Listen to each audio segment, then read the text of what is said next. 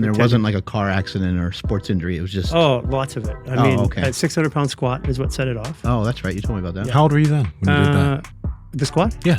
I guess I was 18. It was before the Nationals. Like, can we be jacked and still feel really good? Well, I believe that now, but I've spent the last 30 years trying to become unjacked. I mean, I had 31-inch quads. What are some things that we're not looking at? Because the Human Garage I've tried everything. I spent $2.5 million in 20 years trying to fix myself personally. And that didn't work. And that's when I went to prison. I got out and I started a business. All I wanted to know is what the truth was. And the only way I can validate the truth is do it myself. Because I can't believe the science anymore. It doesn't matter where I go. And it doesn't matter what topic I talk about. There's going to be 2 PhDs on either side, both with peer reviews. And they're going to argue the shit out. And then one of them is going to become more dominant thought process. So the only way to really know is to actually test it yourself. Can you kind of give people a definition of fascia, its importance, and why you started focusing on it more than bones and muscle? First statement. And I don't want to be in the argument of fascia. So I'm not here to pretend I know fascia. Okay. I'm going to tell you this. I have changed my definition of what fascia is at least 20 times in the last decade. So when we're not resisting, we don't break. It's the resistance that breaks us. We are very elastic as human beings. I am the first time in my entire life without pain. Yeah, you've been in pain for a long time. Yeah, I have been. And it feels good. It's a long battle. Yeah, it feels good to be out.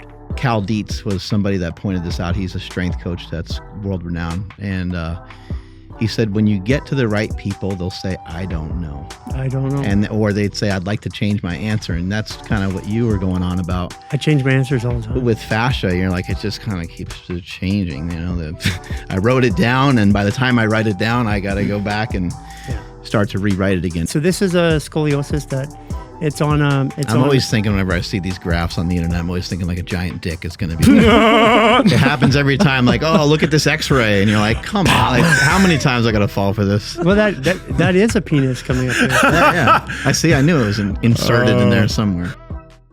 Power Project family, this episode is brought to you by Vivo Barefoot Shoes. Now, we've been wearing Vivos for over a year now, and we've been loving these shoes because unlike your normal lifting shoes, Converse, etc., they have a wide toe box because we have some wide fat feet. But for everybody, you need to be able to spread your feet within your shoes, and then you want them compacted. So they have a wide toe box. They're also thin, and they're also extremely flexible. Unlike most shoes that people wear, they don't move, okay? You're putting your foot into a cast, which isn't good for the strength of your feet. And as athletes and lifters, our force is generated from the ground. So we need shoes that we can express our strength through, and that's why we love Vivo. They also look fucking amazing. They don't look like shit, Andrew. No, they don't. Not at all. These are my absolute favorite shoes. And, we could talk and brag about them, but you really just got to get your awesome feet into these amazing shoes. You guys got to head over to vivobarefoot.com/powerproject. When you guys go there, you'll see a backstory on why we love these shoes so much. But when you're ready to purchase, make sure you guys use promo code PowerProject20 to save 20% off. Links to them down in the description, as well as the podcast show notes.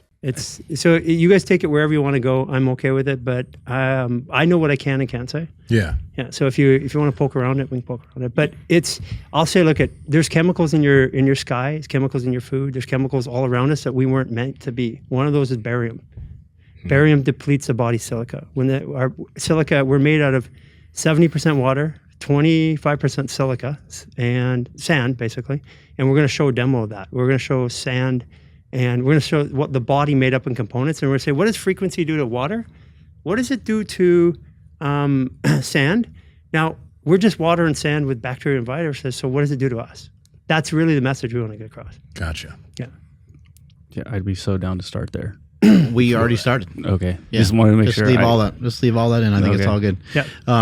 Tell us a little bit more about how you learned chiropractic. I think that's interesting. And where? I learned chiropractic in prison. I was the world's... like, hey, I think that popped my back. So I used to encrypt data, and I used to encrypt data all around the world on wireless devices back in the late 90s, early 2000s. Mm-hmm. But the data we encrypted back then was 4096-bit on a wireless device. So basically, we sold it to governments, and I was a BlackBerry partner, all these things. And One thing is that when you work with the governments, they want you to have a back door that they can get into, the U.S. government in particular. I built mine without a back door. So when you don't have a back door, then you're not compliant. But we managed all the laws and we did everything was right. And so they didn't have anything to get on encryption. So they had a confidential informant that worked for me for 2.5 years, and they rolled her up in a drug crime, and they said I was her boss and directed her.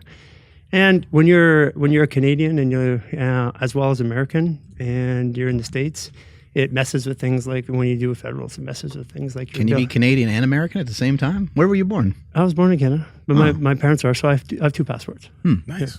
Yeah. But the whole idea was this, is that irrespective of why, I ended up there.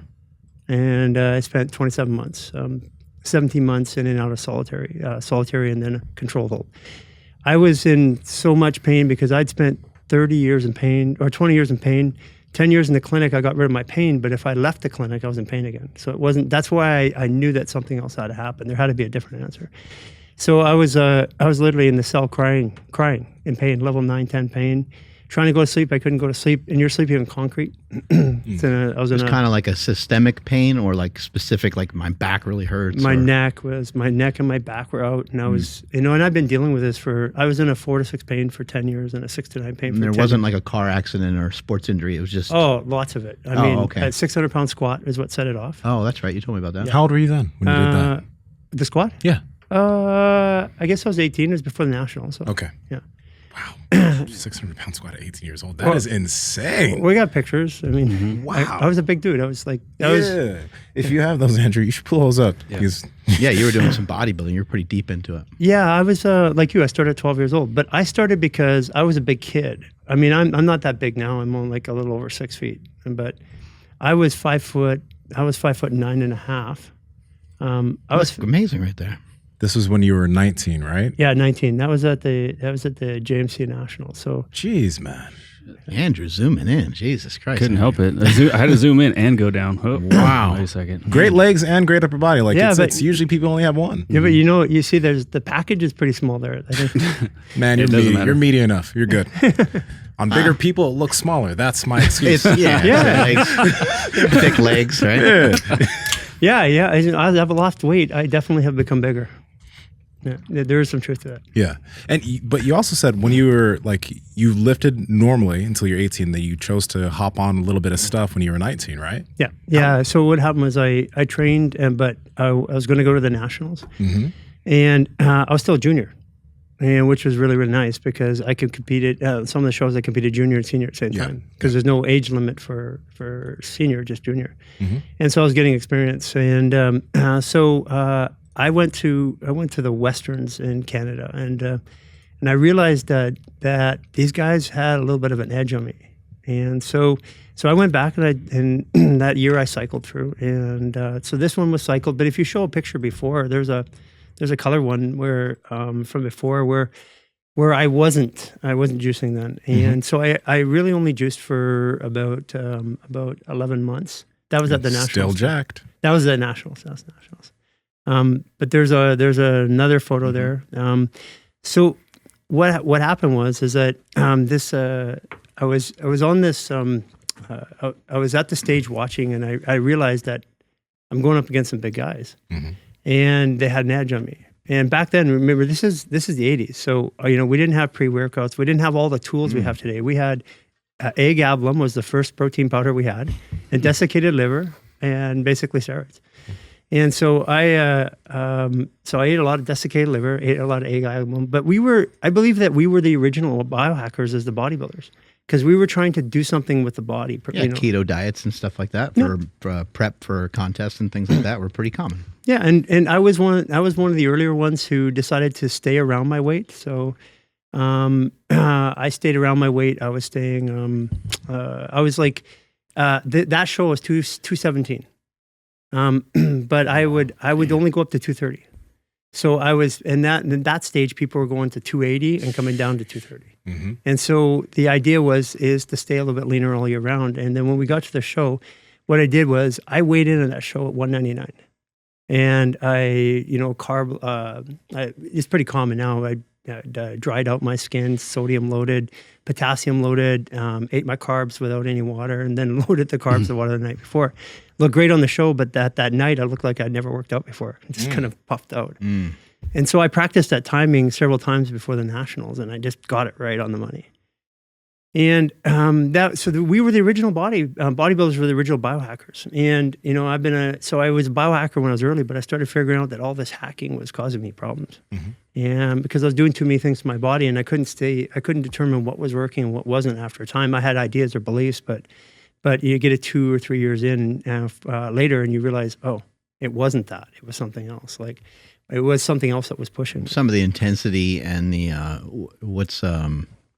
and the speed at which people want to grow is maybe a little fast, and so therefore maybe a lot of things are compromised in the process. But maybe we don't really need all those compromises. What do you think?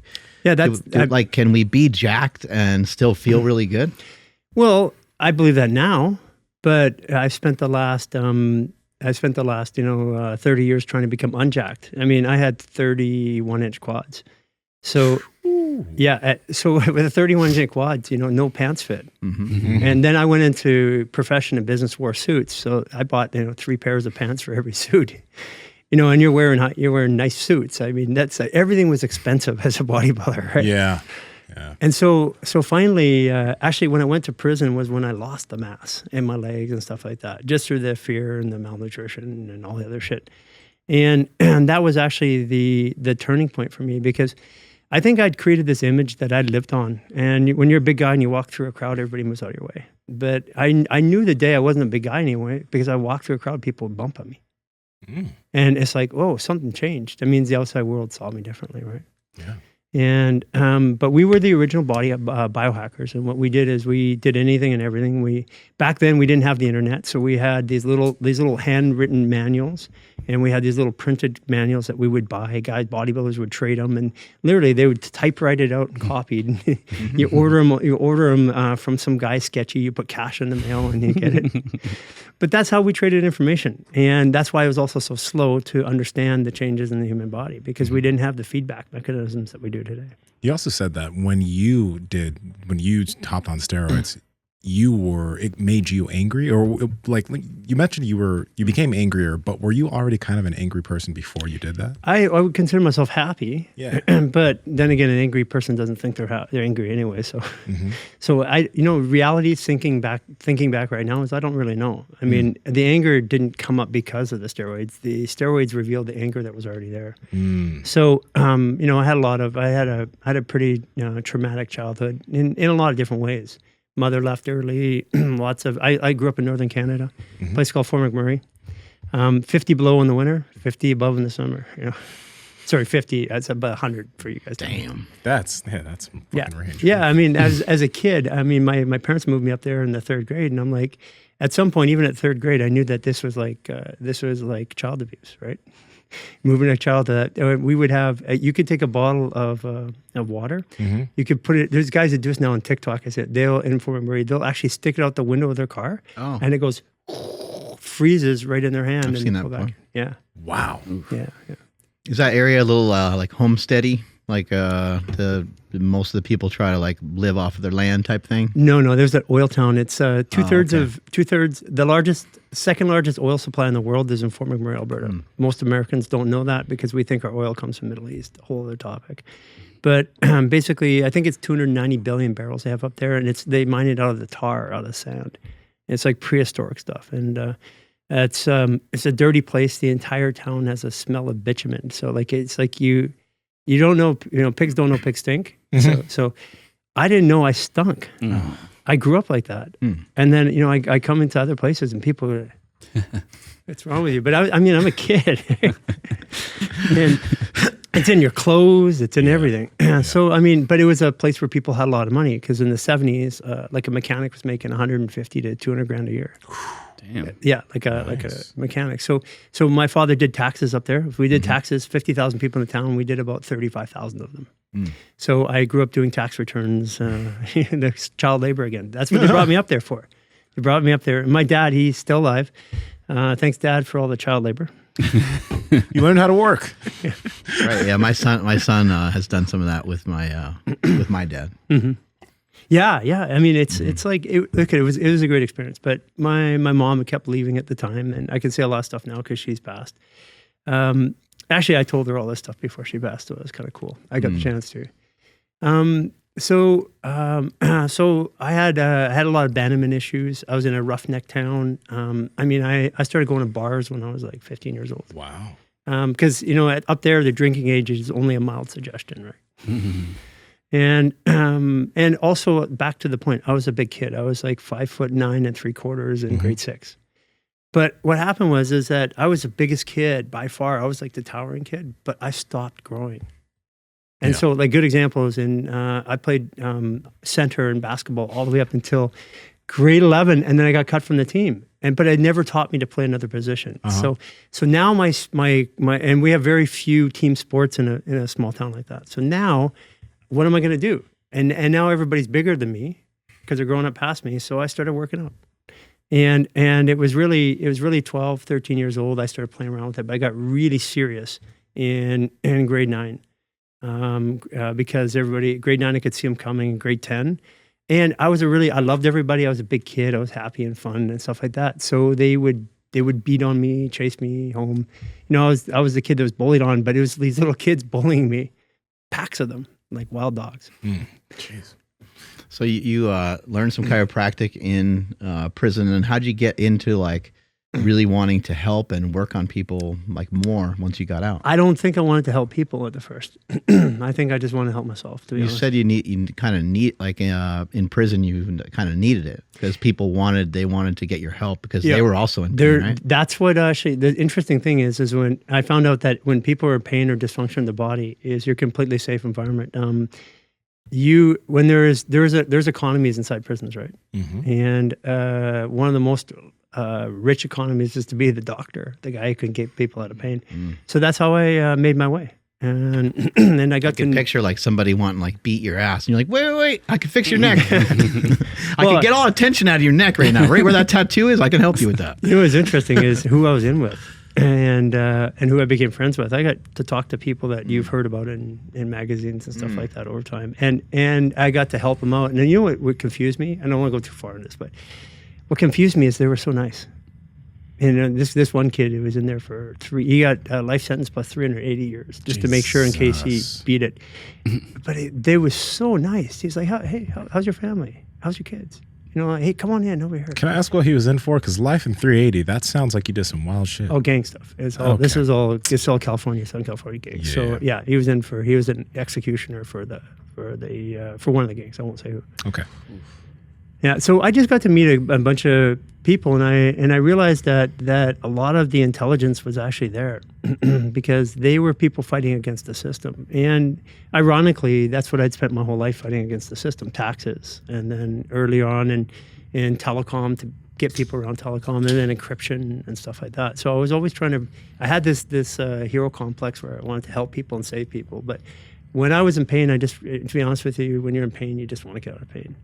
And so that was the motivation at first. And then it was like, okay, well, now I can help people and get out of pain. Now I can help people make money and get out of pain. And that was the progression. But along the journey, once I was out of pain, then I just wanted to genuinely help people. When did you get out of pain? Well, when I had the clinic, because I could be worked on all the time. And so, but being out of pain and being pain-free, and even pain-free is a myth. I mean, we're never really pain-free. There's always pain. Yeah, there's always something going on. Yeah, there's always something going on. But it's more about honestly knowing what to do and having the ability to do it. It's not really about the pain. It's like if I have pain and I don't know what to do, I feel helpless. Having the ability to do it, I think that's probably the number one key. I heard somebody just the other day, maybe it was on this podcast, they said something about like, if I told you to do like 20 push-ups a day, you would probably get excited and start to do more automatically. And I think what you're offering, some of the stuff that you showed us, a lot of it, there was some where it's like you kind of need someone to kind of assist you through it a little bit. But a lot of it was stuff that, especially just the skin pulling, like the pulling of the skin and the twisting of the skin. That's just one of those things where I'm like, that's so easy and simple to do. Like there's just absolutely no reason for me not to do it. And how good did you feel? It felt great. Yeah, it worked really well. I mean, especially on the calves, like where I was telling you, super tight through the shins and calves. And Nsima was even saying the other day, I was like messing around with my calves. He's like, your legs don't move. He's like, I'm moving my legs around. He's like, and your legs, they won't move when you're trying to move them. Yeah, that's not good. You're incredibly mobile for the size that you are. Yeah, Thank you. Your physique's amazing. And Thank you. Yeah. I don't mean that in a gay way or anything. And if you did, it's okay. I mean, I love you, brother, and all that stuff. But no, I mean, most people your size don't move very well. Right? And it's something he works at too, you know, like being next to him and seeing the way he trains in the gym and stuff, and seeing where he spends his time. Yeah, maybe you came in with a little bit better background than some, and then I think the soccer background is something that helped him a lot. But again, that's a lot of running around, that's a lot of work in and of itself. But he spends a lot of time doing it, you know, and I think that's somebody might see something that someone does on Instagram, and they're like, "Holy shit, I want to do that," and you're like, I don't know. Like if it took you the amount of time that it took that person to accomplish that, like you would probably take that back. Yeah, it's desire to do something versus reality. I mean, right. I've got bigger eyes. I mean, I think that's part of the Sagittarius trait. I got big eyes. I believe I can do everything. And then I get into it and I'm like, oh man, I shouldn't have gone that far. But yeah, you're right. 100%. I also want to warn people right now, because the fact that you literally just brought up astrology, there's a bunch of guys who are like, fuck this. Guys, there's going to be a lot of useful information here, so do not turn it off. Because actually, you know what? Hey, let me give you can I say something about it? Yes. Because I didn't believe in it either. So how did I believe in it? What we did is we had 10,000 active patients in the clinic in LA. At the end of it, we had all this data. We had all these client notes and from like dozens and dozens of practitioners. And we started putting artificial intelligence on it to look for commonalities and similarities, because I just believe that in through people, we all believe that our situation is unique. But when you look at people in masses, it's not. I mean, that's how insurance companies work. So what we found was we were looking to find indexes or behavior mechanisms, you know, like why do these people have the same things, and why do they keep coming up consistently? What's consistent? Well, and one of the things that came up was the fact that astrology was consistent. So let me just toss your mind for a second. We're 70% water, right? Yes. And the Earth is 70% water. When the moon goes over, it pulls the oceans into tide. There is very little no chance that we're not slightly affected by that in some way, shape, or form.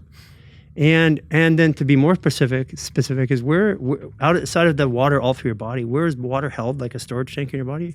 Kidneys and your bladder. Okay. So you're gonna have more pressure in that area when it's tidal than anywhere else. And so that, you know, this goes back to the very first discovery about that. Then when I was thinking, it was like, what are some things that we're not looking at? Because the human garage I've tried everything. I spent $2.5 million in 20 years trying to fix myself personally. And that didn't work. And that's when I went to prison. I got out and I started a business and tried to fix it out myself. But I'd already been to all the best practitioners in the world, and I had spent all the money. I'd literally flown places. I would fly to Europe, and a guy couldn't help me. I'd be there. Did you say you spent like $2.5 million doing of my own money? Yeah, because we don't have the healthcare system. It's not like it in Canada. It's a lot different. It's really good if you're going to get care, but if you have something that's unique, it's outside the box. It's going to be impossible. So everything was out of pocket, and everybody was like some specialist in Europe or some specialist in Australia or wherever. And what kind of specialists? Everything from neurologists to chiropractors to, I tried everything. Yoga, all kinds of things. Yeah, actually yoga probably was the one thing I hadn't tried. But I hadn't tried anything movement-based, which was funny because I was still like dealing with pain. And I didn't, and movement. So it was too painful to do certain things. Yeah. You didn't know where to start, yeah. Yeah, but I could sit and pull down. I could still sit on a bench and push. You know, like, motherfuckers, I can still bench 315. What's up? Yeah. I mean that's it. So, and I remember it was about taking that pain that was in my body, and when you're in pain from movement, you stop moving. But what is movement? So I could go work out in the gym, but I wouldn't go water skiing or skiing because when I was younger, I didn't want to hurt myself because it screwed my workouts out. When I'm older, it's because I was in pain. I didn't want to get more pain. So I stopped living my life because I was also committed to the discipline of the workout. And that's not good. You know, at some point, that's going to catch up. I'm 53 today. And that started to catch up. And by the way, I want to say, guys, like, you're 53. Some people look at you like you're not extremely muscular or whatever, right? But as we were doing this stuff in the gym, and we'll have the video footage on the YouTube channel at some point, but the way you can just move well into some of these wild positions, you can just hop into a squat and sit there extremely fluidly. Like, this is... It's extremely impressive because you have the ability to go into so many different ranges that a majority of people cannot do. And if they can, they're typically like, right? You're just naturally going there. So your ability to move is extremely impressive, right? And I think that's something that people need to understand. Like, just because you're not a muscle-bound person, they're going to have a perception of what you can do. But your staff pointed out that it wasn't always that way for you. Yeah, even 2 years ago, I couldn't move. I could squat. That was it. Because in the human garage, I knew that squatting was an issue. So I learned to squat, and then eventually I was squatting 2, 3, 4 hours a day because I would be watching people walk. I'd be squatting. Sorry. I'd be watching people walk. I'd be squatting. Yeah. And so then I would squat. Andrew, can he show us? Can we get a shot of that? If he squats all the way down? Because he showed us in the gym, like when he squatted all the way down, he was like working on a computer. Can you get a shot of it video wise? I mean, I see what you mean. Yeah. Hold on. He can adjust the camera because I think it's like important just to kind of. I mean, I know that people know like a squat and you're working on your laptop, but it's good to just kind of get a visual. It's difference between squatting. I would squat 3, 4, 5 hours a day because I would eat squatted. I'd work on my computer. Instead of a standing station, I got a squatting station. Yeah. I'd even squat when I drive sometimes. You got enough room there? So yeah, it's just squatting, but you can get your bum right on the ground, right? And you just chill there. Oh yeah. Yeah, he's super low. Like his butt is literally. My butt is on the ground. Yeah, you can probably touch the ground and squat right back up, right? Okay. Oh, yeah, no issues. But I couldn't do that 2 years ago. That's amazing. So I mean, it'd be understandable if his balls hit because he's 53, but his ass was actually touching. So what was the point? So I got into bodybuilding originally because I liked the way I felt in my body when I did it. Okay, and then I liked the way I looked, right? And then I liked the image that it gave me. Yeah. But at some point in people's lives, it starts to die off. I see old bodybuilders like a guy really I knew when I was young, Peter Kronovich. He just passed away. He owned Olympic Fitness back up in Canada, but he's, you take Tom McGee. All these guys came out of the gyms that I worked out at. And Tom McGee's still around, right? Yeah, I think so. He's still healthy, and he switched things around quite a bit. I mean, to be honest with you, I've only met him. I've only seen him in the gyms, met him a couple of times, but But he was an example of that crew of people when I was there. And there he is right there. Damn. So he's a guy that like, I guess, which is worth pointing out. Like, this guy was like right with like Bill Kazmaier when they were, when he was doing strongman and stuff. Always an extremely athletic guy, but he, if you saw him now, he doesn't look anything like that, but he's tall and slender and very fit and, is very mobile and those kind of things. Yeah, I think he did pro wrestling and all kinds of stuff. I mean, there's a guy who took it and then made good out of it. That's why I want to bring him up. But he came out of Olympic Fitness, and the people that were the big guys around when I was growing up, they were a little older than me. Because I competed in the mid '80s. So the early '80s is when it was really blowing up, but I looked back at those guys, and just years ago, most of the people that I knew, they're completely dysfunctional. Bodies are broken, lives are broken. And I'm like, I just don't want to be like that. And I could see myself heading there fast. And I was out of pain with the clinic of the human garage. But when I went on my first vacation for 2 weeks, I was in pain again. And I'm like, oh. So I got all this way. I brought all these people along, convinced them that this is the best way to treat your body with all these modalities, and it worked. But the second I stopped performing, boom, I'm in pain again. That's not a good way, because eventually one day I won't be able to do that. So that means that I'm just waiting for that painful moment. Can you describe a little bit of like the type of training that you were doing then? Were you doing like deadlifts and things like that? And were you mixing in mobility work and stuff like that? Or you're talking 80s, 90s. Your mobility work was like going to a buffet and circling it 3 times. right? It's like we didn't. There was no talk about mobility, Right? Yeah. So I mean, it's like the talk was don't move too much, too fast, because if you stand on one leg for 10 minutes, stand on the other leg because you want to be symmetrical. Yeah. I mean, the crazy kind of things we do. I tell people bodybuilding wasn't sport; it was a mental discipline. Mm-hmm. And then when I got out, that's the training that I was habituated with because I did it as a kid. So I didn't know how to train another way. I wasn't a good power lifter. I wasn't a good deadlifter, and that's why I fell into the squat. Is because my ego was up. And so you were doing bodybuilding type stuff, and you had a following of people that were practicing some of that stuff with you, and you found that once you kind of discontinued that, you were still in pain. Yeah. Yeah. And and so when my answer to get out of pain is exercise. But if I don't exercise, I'm in pain. That's and I recognize this in my late 20s. I'm like, oh, if I don't go to the gym like once, twice a week, I got a couple of weeks and then my back's going to start going. So are you kind of pointing out that you shouldn't have to do anything? Your body should be set up to be able to handle it, to be able to be pain-free without you having aches and pains. So that was a belief, but now I'm living it. Right. Yeah. And so what I do today is those fascial maneuvers. That's it. And I do go out in nature. We hike, we climb. You probably also, when you're just chilling and resting, you're probably not sitting in a chair for hours. You're probably not, sitting on a couch for crazy amounts of time. Like I would assume that your resting positions are different from most people. Squatting on the ground, rolling around. I never sit still.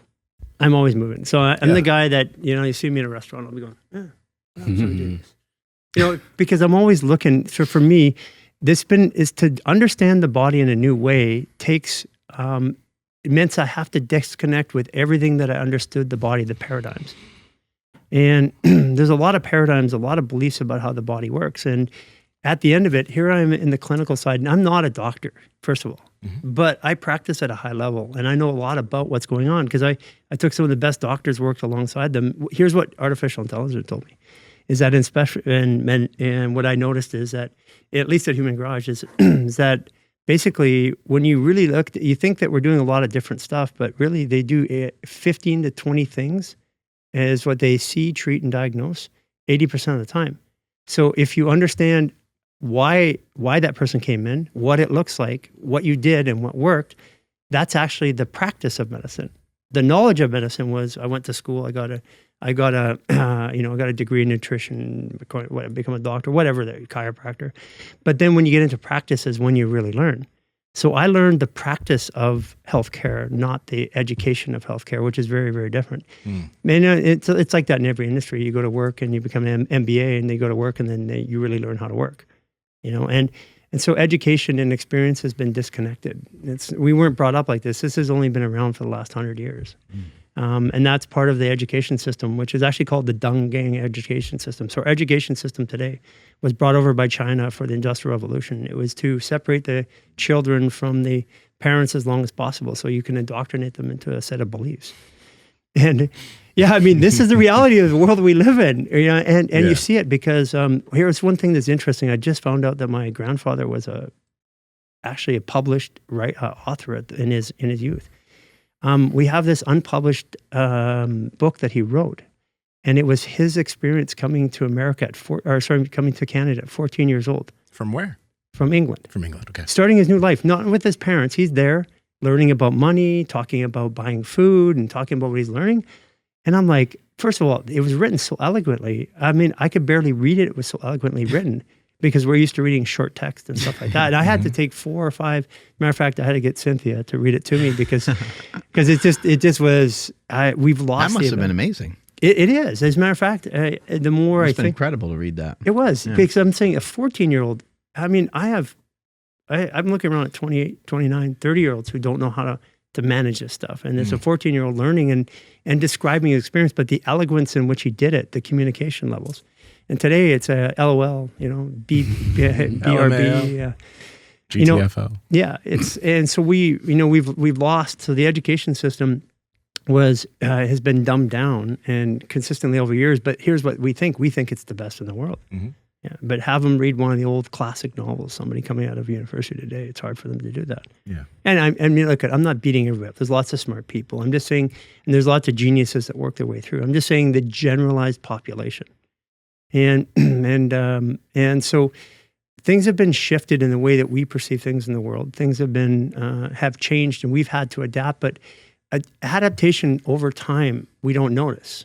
That's why we measure things. Like if it's like all of a sudden I'm eating a little too much, and it's like, holy crap, I got fat. What happened? How did that happen? And because we don't notice those little incremental bits or changes, because that's the way our brains are set up. Our brain's set up to not notice things. It's set up to move forward irrespective of the environment. And so what we've trained us is to move forward till we drop. And then when we drop, we go fix it. But I mean, go back to a car. If you only fixed your car every time it broke, I mean, it'd be pretty shitty if you're working on your brakes one day and they go off and it's like, oh, it's time to fix the brakes, but you're going down a hill at 110 miles an hour. That's interesting what you said. Adaptation over time is something that you don't notice. And we have friends that have been on the show before, bodybuilders and stuff like that, and they've said, like, they go to the grocery store after they worked out and they kind of like, they're not even thinking, they're just like in a tank top, and people are like, oh my God, and they're not even, they're thinking, oh, I'm kind of small actually right now. Yeah. They're not noticing the adaptation, as you pointed out. Well, the human brain does weird things. Like, so think about how a computer works. Our brain works like a computer. So when you go to a website, if that website's the same, every time I go back, it caches it, so it loads it faster. So I only notice what it does is it changes if they change one pixel or 1 point, it just changes at 1 point, so it's speedier. Well, that's what our brain does too. We only recognize difference. And so if nothing's different, we don't notice the change until about 3 weeks, which is really a perception cycle times 7, which perception cycle is 3 days, times 7 perception cycles, 3 weeks. Then we go, oh, that's what happened. And that's why when we were training like athletes, like dieting, especially bodybuilders, the first thing you do is take away their scale, because if they measure and they're not getting to their weight, they're going to mess it up, right? They're going to do something crazy. Yep. I mean, this is stuff that we learned in the 80s, but so this is why when I go look at you, if I see you all the time, I don't rebuild that picture. My brain automatically has it as a memory. And then if something changes, like, okay, what changed? Is it your hair? Is it whatever? So we're dealing with these mechanisms of how we perceive the world. And this is where we get back into where we work with fascia. Fascia is about perception, because there are things that we're meant as the animal in us, the primitive side of us, is habituated, eats, sleeps. It's very habitual in the nature, and it's either hot or cold. The primitive nature of us is it's basically, they say fight or fuck. Yeah, and but what stops us from fighting or fucking is the emotions that go, okay, calm down here. Don't have to fight this guy. Okay, that's the emotions. That's your midbrain. That's your limbic system. But then on top of that is the perception. I was saying to you, if you perceive that your mother, your wife died, your whole body goes into shock, and whether it's true or not. And if I told you, 10 minutes later that she didn't die and it was a mistake, then your body would start coming out of shock. But it's the perception which overrides the entire human experience. So if I perceive if I have a threat that I'm in a relationship and that relationship's going to end, like let's say a woman with 2 kids, and she perceives that she's going to be left. And so she's going to be in fight or flight all day, every day. It means not digesting. When we're in fight or flight, the blood leaves the core of the body and goes to the limbs. And when it goes to the limbs, it's no longer digesting and processing and stuff like that. So I eat food. It's not processing. I'm not absorbing. It's creating waste, which is toxic to our system. Yeah. So perception is super important. And, the body feels, the brain informs us of what that feeling is. And that's how it works. So perception is part of the neocortex, which is the front part of the brain, and perception is really important because we're talking about pain. Like, you have a history of saying, hey, don't worry about pain, and that's right, because if you don't worry about it, if I worry about pain, that 2 or 3 pain becomes a 6 or a 9. If I'm not worried about it, if I don't feel helpless, then that pain is less. So your statement was always true, because that was your mechanism to get to where you go. You had a goal, 1,080 pounds or 1,086. 1,080. 1,080. 1,080. 1,085 actually wiped me right out. Well, so extra 5 pounds. So basically, what you're saying is you lifted the resolution on a basic plasma TV. 1,080. Right. 1080p. 1080p, yeah. So the perception is super important, and managing perception is important, and a lot of stuff goes into that. And that's part of what we teach, which is emotional awareness. Because your perception, like if somebody comes up to me and I perceive a threat, all of a sudden I'm up there and I'm Brady in my face. But if that guy is just a big guy who wants to help me, and my perception is he's going to hurt me, I'm going to hear different things. The words he says are going to be different. You know, like your guys' generation grew up with Harry Potter. Yeah. Okay, who's the dude at the end that becomes, he was the evil Voldemort. guy? Oh, Voldemort, yeah. Do not say his name. Yeah. No, who was the guy at the end that was the good guy that everybody thought was the bad guy? Snape, yeah. Okay, so what it is perception is snippets of time, because it's how we catalog and use and take memories and store memories. We don't actually, our brain doesn't work linearly. It works in experiences, and then we take those experiences and we attach them to a timeline to understand. So what they do is they create this picture of this guy, Snape, who's really bad. And then they come back in and say he's a good guy. So now you have to go in your mind and go, oh, remember that, remember that, remember that. So perception rebuilds our reality, and then it informs our reticular activating system to what that reality is. And that reticular activating system then paints the way we see the world. And if you don't believe you're going to see something, or you believe you're going to see something, or you don't, your brain is job of your brain is to prove what you perceive to be true. So that's why we get into all these arguments and fights, because everybody has a perception. And in healthcare, I don't want to argue. I don't want to fight anymore. Like, I've had all the arguments. I've had all the fights. I just want to help people and help myself. And by doing that, it's changing language. It's like taking the edge off and stuff like that. I used to be very combative because I had the tools and I had the education practically to talk to people, and I could fight anybody, you know, and they say, well, it's not that way. It's peer review says this. And I'm like, okay, well, here's 3,000 people that say differently.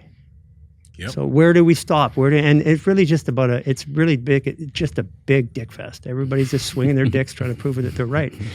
And at the end of it, the world is really, really, really sick right now. We're in every state of awareness. Every disease in the history of mankind is at its peak. Cancers, fibromyalgia, sex crimes, anxiety, depression.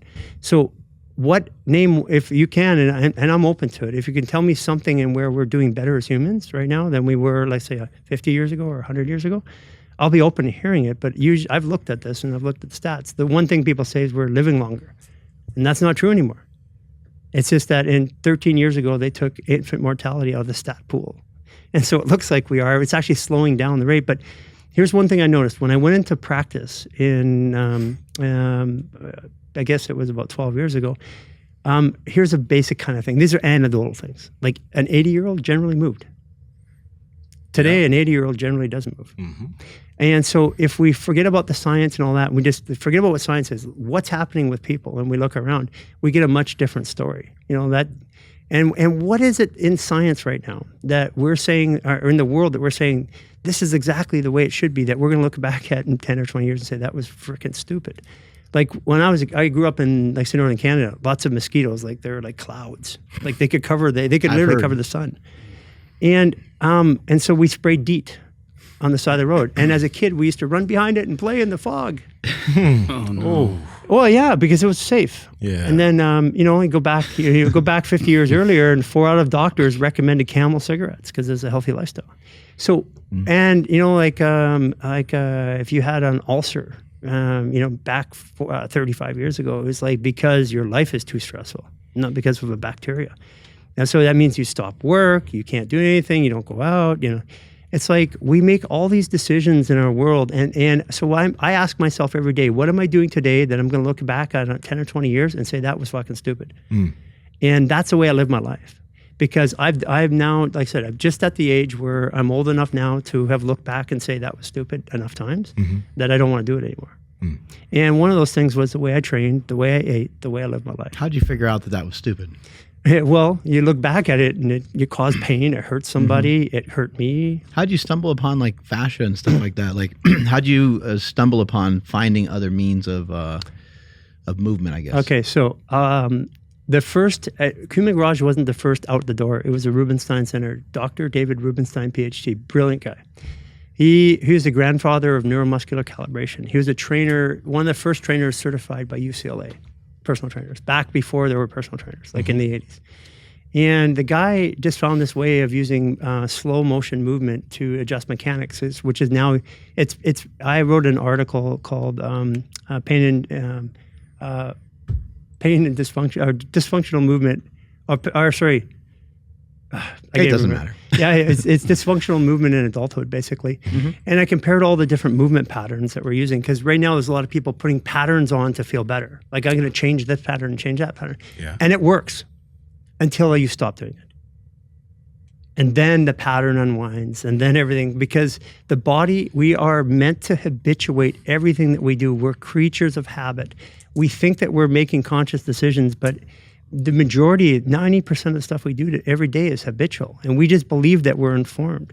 And anybody who does like online marketing knows that we don't even buy logically. We buy all emotionally. But the average person thinks they're making logical decisions. There's a difference between being rational and rationalizing. And what we have is we have everybody rationalizing why they made decisions rather than being rational in the decision process. Mm. And this is what's caused a lot of pain and dysfunction. So again, my study would be best said as, I looked at embryology, how we're born. I looked at indigenous cultures, how they lived. So anthropology. And then from there, when you got those two, and then it's like emotional psychology. And if you put those together, then you kind of get a view of the world in a different way. And you say, okay, well, look at where we're living today. Look where we're living back then. And the great thing about today is that you could literally take actually these kids do it today. They go to lectures at college. They don't get their education in college. They're getting it on YouTube quite often. Because you can go you can get a quantum physics degree basically without the degree by going on YouTube. So the way that entire school based off of YouTube, right? I forget what. There's a famous guy that has a. Anyway, I think it's mainly Khan Academy. Yeah. There you go. Yeah. So the idea is that you can learn if you want to. You can learn anything that you want to learn, and that means you don't have to go to school to do it. And practically the people who don't go to school are typically be the ones that are the entrepreneurs and the ones who change and move things, because the school was meant to indoctrinate the way we think, the process. Yeah. And it just stopped. And it's not everybody who goes to school like this, but it's some people survive it. How did you know you were onto something? Like, did you work with somebody in particular and you're like, holy shit, this is something, or was it? That's back to the story. Thanks for bringing back on. Dr. David Rubenstein. So we started off at the Rubenstein Center. It was the first therapy that got me out of pain. It's a movement-based therapy. And was it also like fascial-based? Did you talk a lot about that? It was brain-body calibration that became neuromuscular calibration. And but at the time we thought we were working with muscles. Now I know differently in my belief system, okay? We could argue about it, but... He's not around any longer? No, he is. He still has the Rubenstein Center, is which we created. And I learned so much from him. He's one of the smartest men I ever met. And the guy studied literally 6 to 8 hours a day, every day, about the body and the brain and the function, and he just tested. But he didn't have an academic. He got his PhD afterwards, through. So he didn't go through the traditional academic route. So I started with him. I had a really good, after coming out of prison from a neurologist and a chiropractor in there, I got to see the other side, the movement side of it. So it rebuilt the way I saw the body. And then he got to this point where I remember distinctly, he said, I don't know what to do with you because I don't know what's next. And I know it's something to do with fascia. How long did you work with him, by the way? About 2 years. 2 years. Yeah, and it wasn't pleasant. It wasn't nice, and I would like to apologize to him because I was hot out of prison. I was on a mission to fix me and fix the world. So I didn't have the tolerance for it. I'm just like, if you don't, you're in my way. Get out of my way. I'm going to run you over. Mm-hmm. And but I learned from him, and I wanted to bring in other modalities because I'm like, okay, I got this. But he got me here. I want other things. But then he didn't want other modalities. It was his name on the door. And so that's when the Human Garage started. And we just started literally in Venice, California. We started in a garage and an apartment. But we were doing something that was different. And at the time I couldn't explain it, but we had a protocol built. And it was addressing fascia in a different way, kind of like it would look more like a mashup between ART and Rolfing. What was the year that you were there? 2012, 13. Okay. So but what happened was I'm in Venice, California. All of a sudden I cut this one guy's hair, got this one guy. I helped this one guy with his back who was a hairdresser, and his clients were like celebrities. So all of a sudden, I had Brandon Rolfe, who you've seen through our history. He's Superman right after the first one after Christopher Reeves. Oh shit! So he's coming to my apartment, and then Katie Lotz, and then all these famous celebrities are coming to an apartment in Venice to get fixed. And you can only do that in Venice, right? Because everywhere else you have to have the building and all that. So we had this little apartment going, and we took out all the furniture, 800 square feet. We had 2 rooms and the main room and a kitchen. And what we did is we did treatment from 6 a.m. till 10 p.m. and we did that 6 days a week. Wow. Yeah, and it was just a learning lab. And then eventually it's like, this is crazy, man. We got to go. I mean, we were doing $75,000 to $100,000 a month of treatment out there. Sheesh. And then so we went and got a space above a Bikram's yoga. It was really, really great. The girl who gave us the space at the time. And we built the first human garage, which was, again, it looked like a living room. It didn't look like a clinic. And we wanted to feel, because with people, if they feel comfortable, their body's relaxed, you're going to get better results. But if it feels like a clinic, you're not going to. So it's all about perception again. So these were little things that we just did because they felt right to us. We didn't have any reason to do it other than it felt right. Again, was it on Abbott Kinney by any chance? At the end of it was on Abbott Kinney. I've seen it before. Yeah, right at the end of it, right at Washington Abbott Kinney. It was upstairs. And so all of a sudden, next thing you know, we had a waiting list. We had people coming in. And so we've had a waiting list since 2014. And then we did a podcast with Ben Greenfield. I wasn't doing any media or any interviews because I didn't have anything to say. I'm not a specialist. I'm not a doctor. I didn't have anything to say. So I just was fixing people, helping them. What am I going to say? Eventually, we did an interview with Ben Greenfield, and then all of a sudden, 2,900 people were on our waiting list. But that was really disappointing because now you have 2,900 people that you can't help because it took us a year to get through 900 of them. Yeah. At that time, and then as we ramped up and scaled and all that, then we're like doing 3,000 to 5,000 appointments a month. Things changed. But I realized a couple things in that process. It was like the way that we, like if someone's going to come and see you in a clinic, you're going to spend 3% of your, if they're going to come in 3 times a week, 3% of their weekly hours are allocated to you, but 90%, 7% are allocated to the same shit lifestyle that got them in that shit in the first place. So if they don't change that lifestyle, even if I'm the best guy in the world, eventually it's going to fail. And this was the problem. So we needed something to do at home. And people they wanted to be fixed. And they have 20 years or 30 years of dysfunction. They come in and they want you to fix it in 4 sessions or 5 sessions. And then they complain about it. And when they're on the table complaining about your price, which is so expensive, they talk about going to some retreat for a weekend for like $9,000.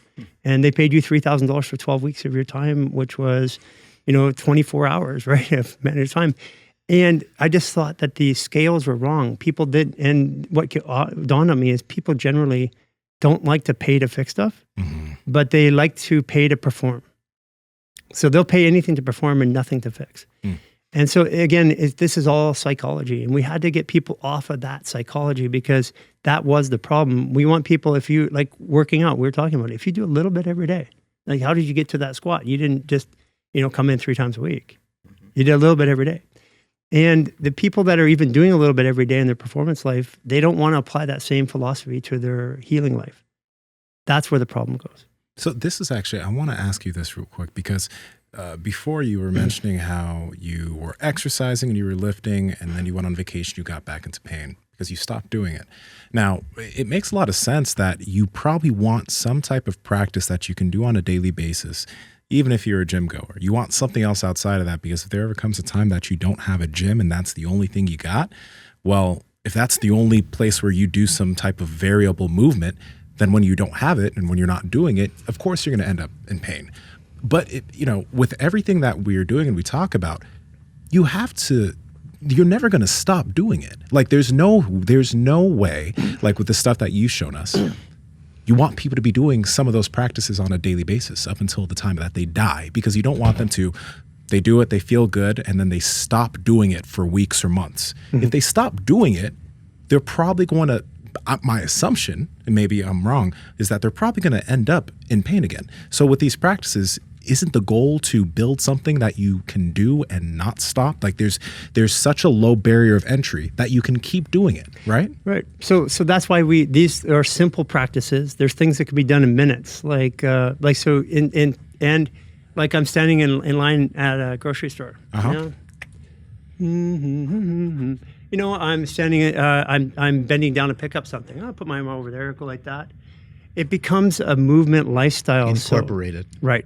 Now, if I incorporate those little movements into my life, then all of a sudden I never have to go to a gym again. I never have to go to a clinic. I never have to.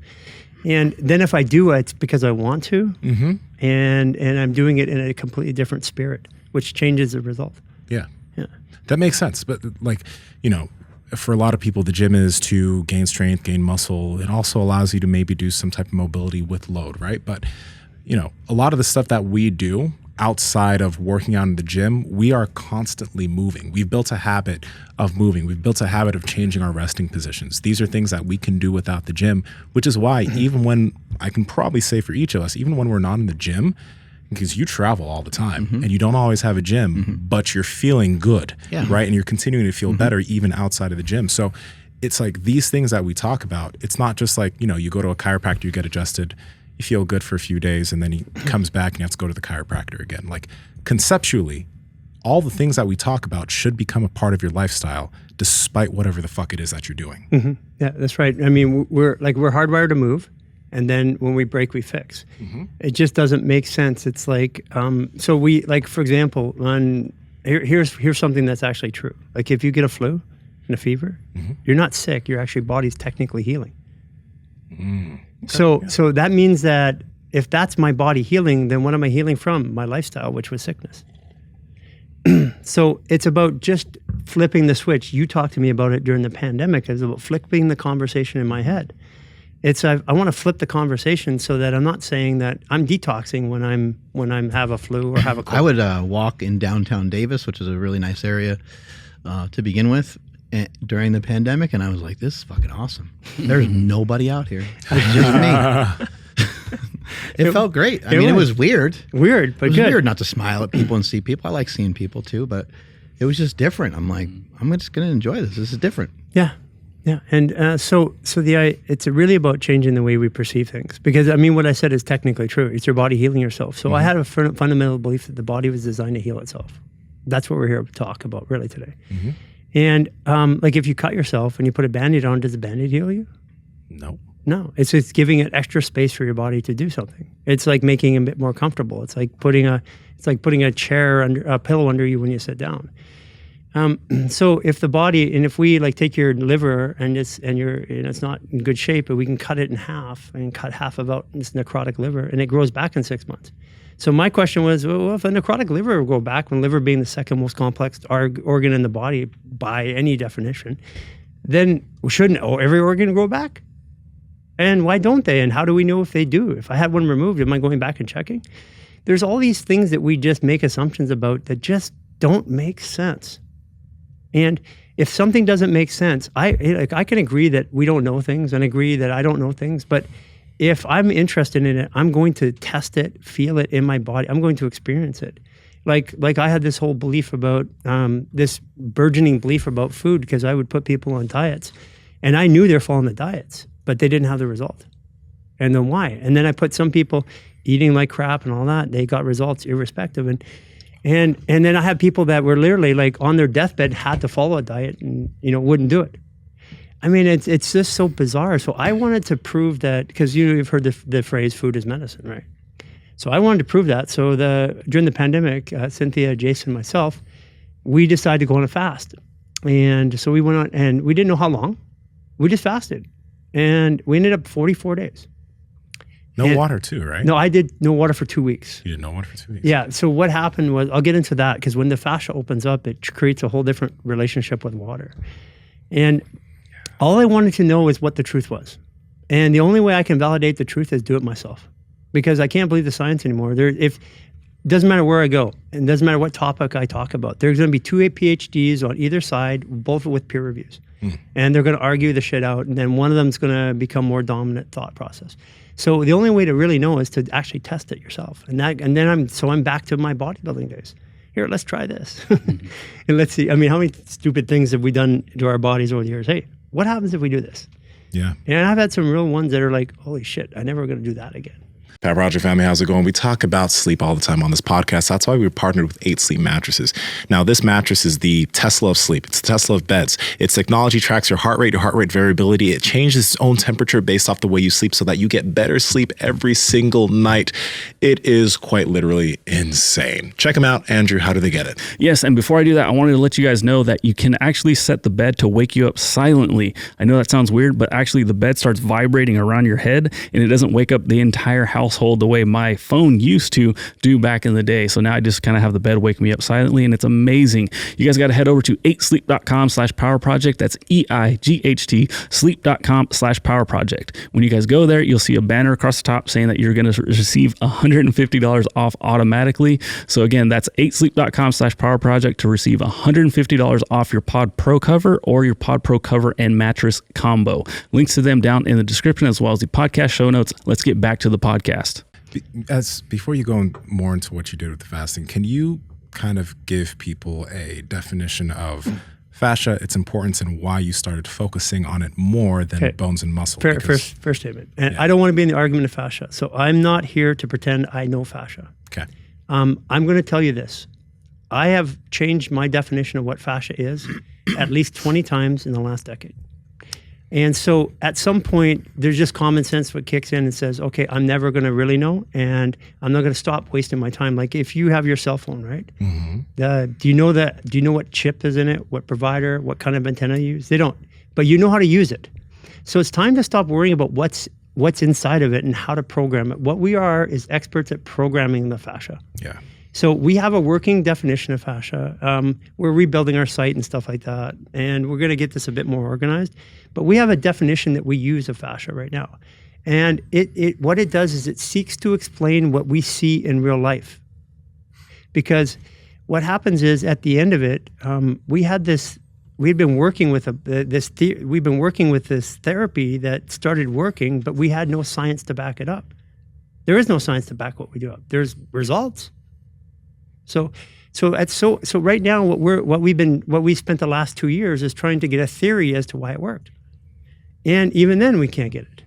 So we just decided to give up. And I don't care. If you guys can figure out what fascia is, you just keep telling me, and I'll just keep changing it. So you guys do the work. You have the arguments. You fight. You do all that stuff. I'm just going to learn how to use it better every day, and I'm going to learn how to live in it. So these are what I say is we have a fluid adaptive biological computer. And like any other computing system, it's a multi-platform, multi-discipline system. It has multi-functions. And it's an interdependent system model. It means that if one thing happens, everything else has to adapt around it.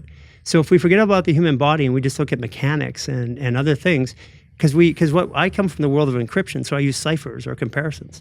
So I go over and say, well, let's look at something like a computer and say, how does the computer work? So then how does our body look like and act like a computer? Because everything is designed all technology is designed off of the function of a human body or something in nature. There's no technology that is designed that's not of a function of nature that I know of. I mean, there might be, and if there is, again, please come and tell me. I'm always interested to learn. I'm always interested to know.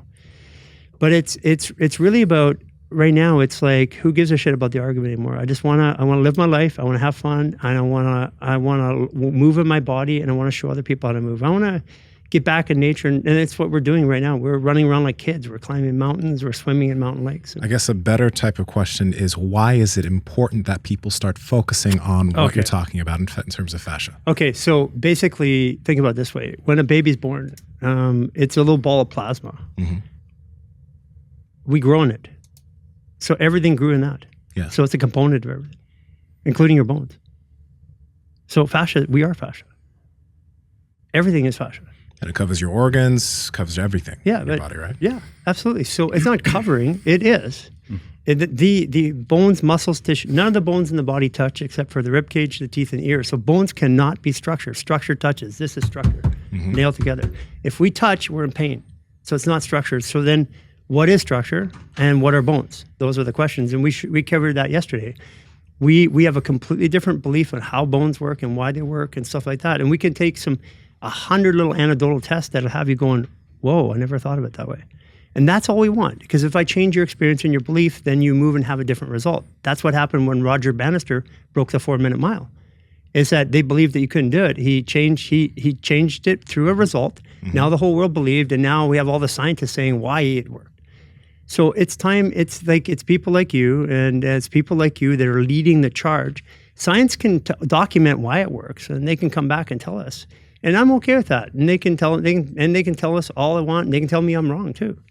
I live in my body, and I can tell you this: when they're hurting, they're come looking, and that's really the truth. So it's how I live and show up in this shoot. So people should learn about and think about this. So if the container is fascia, that means your muscles, bones, tendons, nerves, and organs live inside of it. Fascia is also emotional and perceptual, because if I told you, like I said, back to the example, if I told you your wife died, all the systems, your fascia, everything contracts. The nervous system contracts, everything. And we have enough science to show you that. So that means that the perception is the highest state of awareness. So if we're not training perception, then we are not really training the body. So naturally you do it to get to where you are, but you're just doing that. That's the way to do it. But when we were working like with Tyson Gay, he's probably out there, probably going to hear this. And boy, can you call me again?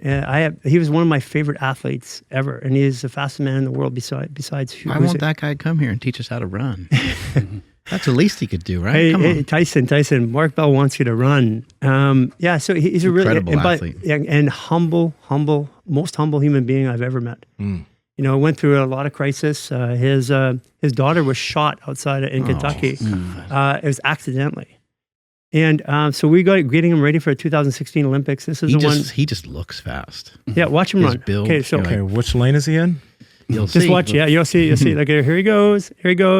Oh, there we go. Look at him run. He is a machine. He's a locomotion. Okay, now show Tyson. And then one of the things you could look at is Usain Bolt.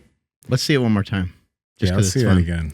So you watch. He is built like a horse, and his legs, and that guy. Look at it. He is like a piston. Boom, boom, boom, boom, boom, boom, boom, boom. He's one of the fastest sprinters of all time, right? Yeah, he was the only person that ever beat him. What was that speed? 9.63 or something. I don't know. Look at it. 9.68. 9.68. Come on. So he That's illegal. Yeah. So he's one of the fastest of all time. Usain Bolt beat him. Watch his face here, though. I want to see this because you were mentioning the muscle runner versus the fascial runner, and if you could actually explain to us what you were talking about.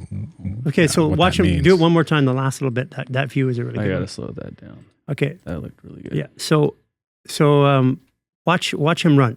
He's like a piston. He's like pistons firing in an engine. And watch him come up here. Boom! Look at those quads fire.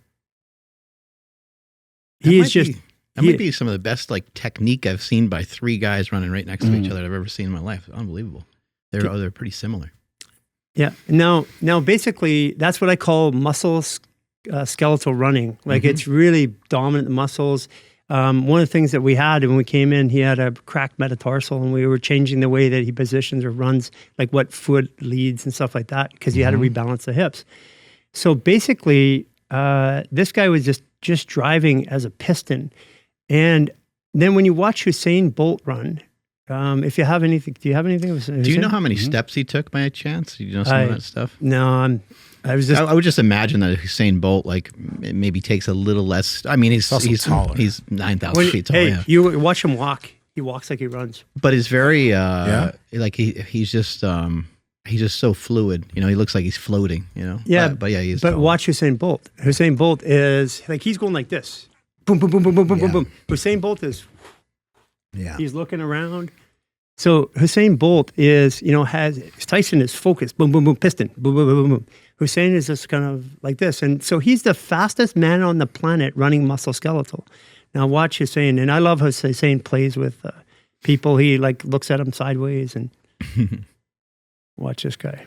Yeah, this is actually both of them on the same track. Oh, is it? Mm-hmm. Yeah, is this where okay. Yeah, they're doing a 200. Okay, yeah, okay, watch this. Now watch Usain. Here he comes. Oh, he's going to get beat. Oh, he did. Yeah, he's done. Where's the one he won? Yeah, this was a young Usain Bolt. Hey, yeah, nice. That was. That's hey, you young. know what? You credit yourself no matter where the guy is in his career, right? Yeah, listen, that's the whole thing is these guys are incredible athletes. I have so much respect for them. He actually was wearing a Human Garage shirt in his New York Times interview. No way. Yeah, That's great. great. Yeah. We New York Times did a story on him before the 60, and he's wearing a Human Garage shirt, and I was really, really proud. He's a super cool guy. But when we see Usain Bolt run like in current, very springy. Yeah, very springy. You find a 200 of Usain. Okay, look at this. Yeah, his whole like rib cage moves around and stuff. It's pretty wild. Rib cage moves. Okay, Yeah, there you go. This goes like this on him. There's like a whip to look it. at that. Look at it's a whip. It's Not a whip. that it doesn't do it with the other athletes, but his. But is look just, at it's a whip. Yeah. He's dancing, and so you have Tyson, who is built like a tank in the legs running, and you have Usain like whipping. And so I would look at these two runners.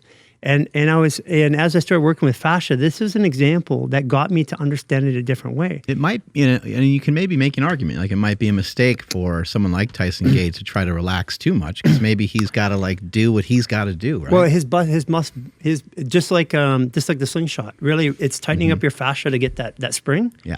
That's what he is. He's a spring-loaded runner. So one of the things that we had to be careful is to not to take away his spring. So he has some stiffness in him, maybe a little bit, that he's able to bounce off of. Right, in that direction. But at some point, what will win over that is the whipping of the fascia, the movement, the body. So life is movement. If performance is movement. If I want to restrict your body, I did this to you earlier. If I grab your shirt here, Mark, and pull it, and then ask you, Yeah, I missed that. Oh man, that last runner, just watch the guy in red. Oh, I went back too far. he went back too far, but it was. like pretty- Didn't you see just he's slowing I down. think it's this one. Watch the runner in red. He's like, okay, that's a spring that's wound up here, and the inertia is unwinding there. So the thing is, and I guess again, there's no proof of what I'm saying. I'm just making an observation based on working on a guy who's like a spring-loaded machine, and I'm looking at Usain, who currently holds the record, and Usain is literally he's just whipping. So the idea is, Incredible. and back to what I was saying, if I grab your shirt here, Mark, and you go lift up your arm, that's restricted. I'm stuck, yeah. So that means that I have to drive more energy to make that movement. So if I want to increase my power, I reduce the restriction to increase my output. Okay. So that's another way to do it. I don't always have to force more power. I just reduce the load that I'm pushing against. It's like when you're a swimmer or cars, we give them more aerodynamic. So more aerodynamic in the body is less restriction. A couple things you showed us, just grabbing the skin. Like I'm just taking my left hand, I'm putting on like my right tricep, and if I literally just grab and pull the skin, and I just kind of start to move my arm around, and then as you're saying, maybe squat or just move in a bunch of different directions and positions, it feels like it really relieves a lot of tension in there. And it just seems like, again, it seems so simple. Like we can address it ourselves, and once you start to mess with this stuff, and you're like, oh, actually, that feels pretty good. Yeah. And how do you guys like it today? To get addicted to it. Yeah. How do you guys feel after like 2 days of playing around with it? How do you feel? I liked it a lot. Yeah. What do you think? I dug it a lot. There's an aspect of it where number one, all the things that you do, you're giving to people. So you're giving people the practical abilities to be able to do some of this to themselves. But then there's also another aspect where quite literally there are things and sensations that one has probably never felt or purposefully done to their body since they were a child. Like when you were talking about the twisting and then the moving against and the pulling. People don't just do that to themselves each day. They don't touch themselves in that way. The same thing when we were doing those certain things with the feet and digging into the feet with our other foot. Like these are things and areas that people love that one. That don't. felt amazing, right? It did. So And so the question is, how do you guys touch yourself then? very vigorously and aggressive, and I sometimes cry when I do it. But at the same time, there are other things that I'm actually curious about your viewpoint, because, for example, Kelly Starrett, he supple leopard. He got people into Great smashing. Guy. Yeah, he got people. I don't know him personally, by the way.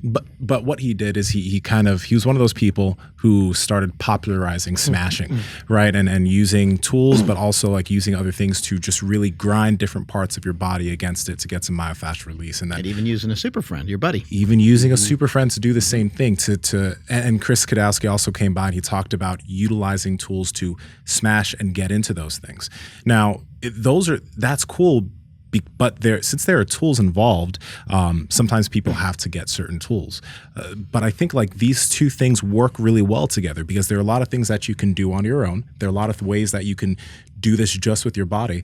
But I'm curious, what is your thoughts on like things that Kelly and Chris, and there are other people that talk about like using harder objects, like this ball we have here. You know, this thing, right? I'm using on the bottom of my feet. And then there's a smaller one that we're using to smash other places. What do you believe that does? Do you believe it's beneficial? Do you believe it's not beneficial? What are your thoughts on it? I mean, listen, if it makes you feel better, there's a benefit to it. Okay. If you feel better and there you have a benefit over time, then there's a trade-off or a consequence, no matter what you do repetitively.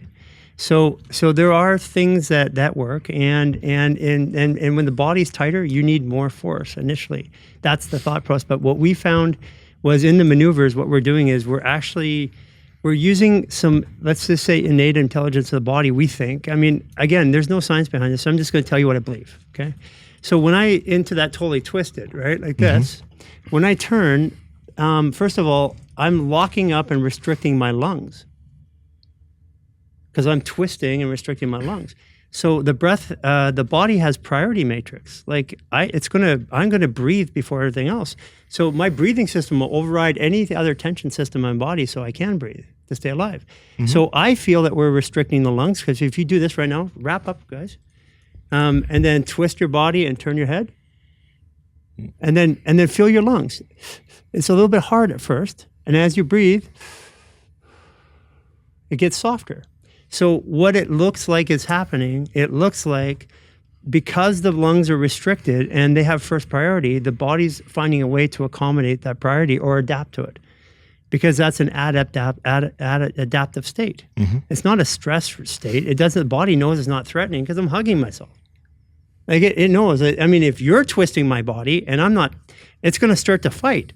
If somebody starts to twist me on a fight, but if I'm doing it, and that feature is something, it's called colloidal discharge. It's like you can't tickle yourself. And somebody's ticklish, we're doing therapy on them. Like if you're ticklish, what we do is we get them to put their hand on the rib cage or wherever they're ticklish. Because what happens, it tells the brain that you're involved in it. It's not involuntary. So if it's voluntary, the brain goes, okay, let's. The body says, let's see what it is. Quick question about that, the perception aspect of things, because I think there's a lot here that has to do with the way one perceives something. So for example, everybody knows this supernova that Kelly made years ago, but when I first started, like, smashed my hamstring and my IT band on that, right? Even in his book, he mentioned, don't make a pain face. It's going to feel uncomfortable. Don't make a pain face. And one thing is when you feel it, but then you don't, you like initially, the thing is people want to stop breathing. They want to hold their breath. They don't want to breathe through it. Right. But when you allow yourself to relax, when you actually make sure that you're continuously breathing through it, even initially, it becomes easier. And then over time of doing it, using some hard objects on different muscle groups, despite, it gets much easier. And then when you mentioned the thing about the individuals' bodies being tight, they need more resistance. I've met people who, like, they were flexible and they've never done any type of smashing stuff. And because it was something new for them, it was still painful because they've never done it before. Well, so that's the pain response. What is pain? Well, pain is something that the body, it's new to the body, it doesn't like, or it's something it doesn't like. It's out of experience. But if I like it, if I've done it over time, then the pain becomes like, oh, great, euphoric. So the body doesn't like to be intruded upon by our brains or our thoughts. It likes to be in cooperation with us. So if the body's in cooperation, it's going to work with us. And whether you roll on a ball that's hard, listen, do whatever you got to do to make it loose. But here's what I want you to do. Just go to our YouTube channel, try a maneuver, try like a hip release and stuff like that, and see if you can do it without the same kind of force and power and stuff like that. It's like we get so addicted into one set of thought process of what one will work, we stop investigating. I'm just a kid still. I'm still pulling and yanking on stuff. You want to feel something really good? You guys can't do it. Grab your hair. We have videos on this, and twist and pull. You got to exclude us, like all three of us, Andrew. Well, we haven't tried it yet, but we thought a plunger might work. Ooh, yeah. I'm saying receiving gloves will work for everything that we did today. Just the real sticky gloves for catching a football. Take a plunger on top of the head. Yeah, actually, you're right. Because what we're, one of the things is we do want to make tools, but the problem with the tool. Pause. Weren't people on TikTok doing that shit? Yeah. Weren't women on TikTok going like, and you would hear that sound? Probably. Yeah, that was a TikTok trend for a minute. Yeah. What the fuck are they doing? Do you know? Oh, look at I don't know anybody does in TikTok, even us. So, I mean, Y'all got millions of followers on that platform. Yeah, and actually, and that's the only platform we focused on. But like our Instagram is starting to blow up right now. But that's just because we're putting a lot of focus there. We have a message that works. That people, irrespective of what people think or don't like, if they don't like us, great, go find us somewhere else. We got the same guys who come on every time. That's bullshit. All this. And I'm like, at what point do you just get bored of like calling us bullshit and calling us out? There's a whole point where we just got to try. We got to experience, and we've been taught to be afraid of our bodies. It's like, ooh, is that safe? Can you really do that? I mean, come on. These things are literally, they're virtually indestructible. The amount of shit I've done to my body over the years, the amount of stuff I've done that's not good for it, and I'm still here and I'm getting healthier every day. That means that it will repair itself. So we got to go back to, and when we're kids, we have this Superman complex because we haven't got hurt enough yet. But if you have a way to get unhurt, then all of a sudden the hurting isn't so bad. Like, I'll give you an example. I grew up scuba diving, and so everybody's jumping off a cliff. I went off a cliff once into the water, and it's like smashed my feet, and it's like, I mean, I'm because I'm still a big guy. I'm still like 230. I'm like, there's never a way I'm doing that again. Yeah. So and then we're up on the cliff. Everybody's there. I'm in my big old wetsuit. Somebody pushes me over, and I hit the water. I'm like, oh, that was easy. So it's like then all of a sudden I'm confident again, and I want to do more. And I'm like, let me back up there. Because, if we feel confident that we're not going to get hurt, or if we get hurt, we can get out of it, then we'll do more. And I'll tell you one thing that happened this last 2 years is we're climbing up this thing called Shannon Falls, and sometimes you'll see in our media us climbing these big falls and the waterfalls. It's just like a gym there. It's unbelievable. When you guys come up, I'll take you. It will change your whole perception of what movement therapy is. And we were there, and we've been doing fascial maneuvers, and I'm finally feeling good in my body, but I'm feeling confident in the fact that I know how to fix my own body. And I don't like to ask other people. I feel bad. I feel guilty almost when I have to ask somebody else to help me. I like to just do it myself. And if I have to ask somebody else, I probably won't do it. So we were coming down the falls, and then boof, I tripped, and I went for a head first 10 feet onto into this pool and onto a rock. And Cynthia and Jason were sitting there saying, oh, this might be over. And my initial thought this time, as I'm doing it, because when you have the crisis, slow motion, you start to, you can actually, quarter seconds, you can actually talk about when you're in that kind of a crisis. And I'm rolling, and the only thing I'm thinking of at first thought was, oh, this is going to fucking hurt. And then I'm like, we can fix it. And because of that, I landed on my head at 10 feet, no concussion, nothing else, no body damage at all. I got up, I never had any injury. So that would have, had I had that injury and had I gone to a hospital or had I been laid up for months, I probably would have a lot of fear going back to climb again. So the fact that I knew that I could is what made me loose and made the fall, because if I think I'm going to tighten up. You've heard the story of a drunk guy driving a car, and 3 other people in the car. He crashes. Yeah, he goes out the window. Everybody else dies but him. Yeah, because he's so loose. He's not conscious of it. So when we're not resisting, we don't break. It's the resistance that breaks us. We are very elastic as human beings, and what's holding us together, even now, it's like when a body like freshly dies, it doesn't automatically. It automatically goes soft, and then it goes into rigor mortis. But it's like you can lift everything up. And what's interesting too is my legs hadn't really changed much in weight, but when I removed the restrictions, they felt lighter to us on a table because there's less restriction to lift. But what are you talking about there? Sorry. When I'm we're talking about like the restriction. So I was laying, one of the ways of seeing this is that I was laying on a table, and we were training practitioners, and I was training Jason and Cynthia, stuff like that. But when the restriction went away, you lift a leg, there's a certain weight to it. But when you take away the restriction, the weight goes away because we're lifting restrictions. So if we can move the restrictions in our body, we just move easier, softer, better, use less energy. And think about this. Even if I was to like pull you on your shirt like I did to Mark there, and you walked around like that for 12 hours, that would cause an effect on your body. You do that for you do that for 12 hours a day for a month, you're going to have something mechanical change. And so the idea is that we're in these suits, these fluid adaptive biological computers, and if they're restricted, we have to write programs to move over the restriction and use hormonal energy to do that. Which hormonal energy is what ages us. It's like when your hormones fire, that's when you get really tired. Now you can feel this when they have an emotional conversation. Right? So you're talking to somebody and as you get all angry or sad or like that, and after it's like, oh man, I just got a crash. Yeah. Yeah. So So when you mention hormonal energy, is that like, you're just talking to someone who talks too much and they just literally fatigue you? Is that what you're talking about? Like something like that? No, like an argument with your spouse or your mom. It's very heated. It's over topic. Or even just a novel conversation, meeting somebody new. Sometimes when you start talking with someone new.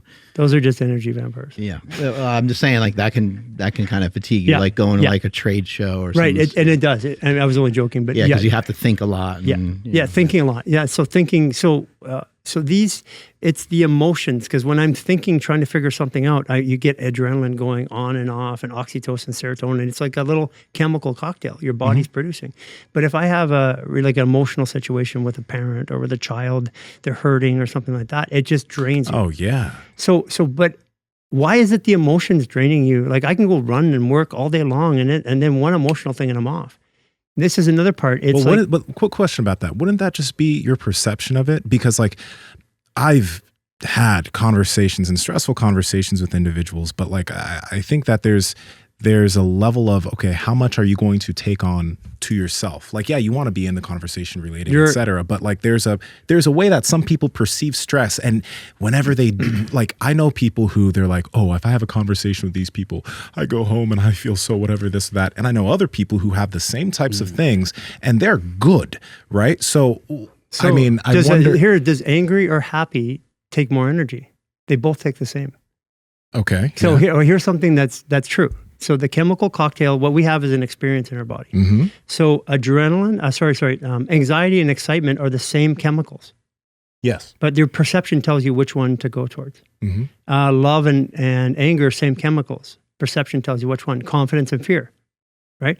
So basically, we get presented with an array of hormones, and then we make the decision how it is. But either way, those hormones are fired. Yes. And the hormones is what the body's now recovering from, because then you got all those hormones, which are drugs in your system, and then your body has to work them out in whichever way, depending on what they are. So that's the whole point. It is all perception.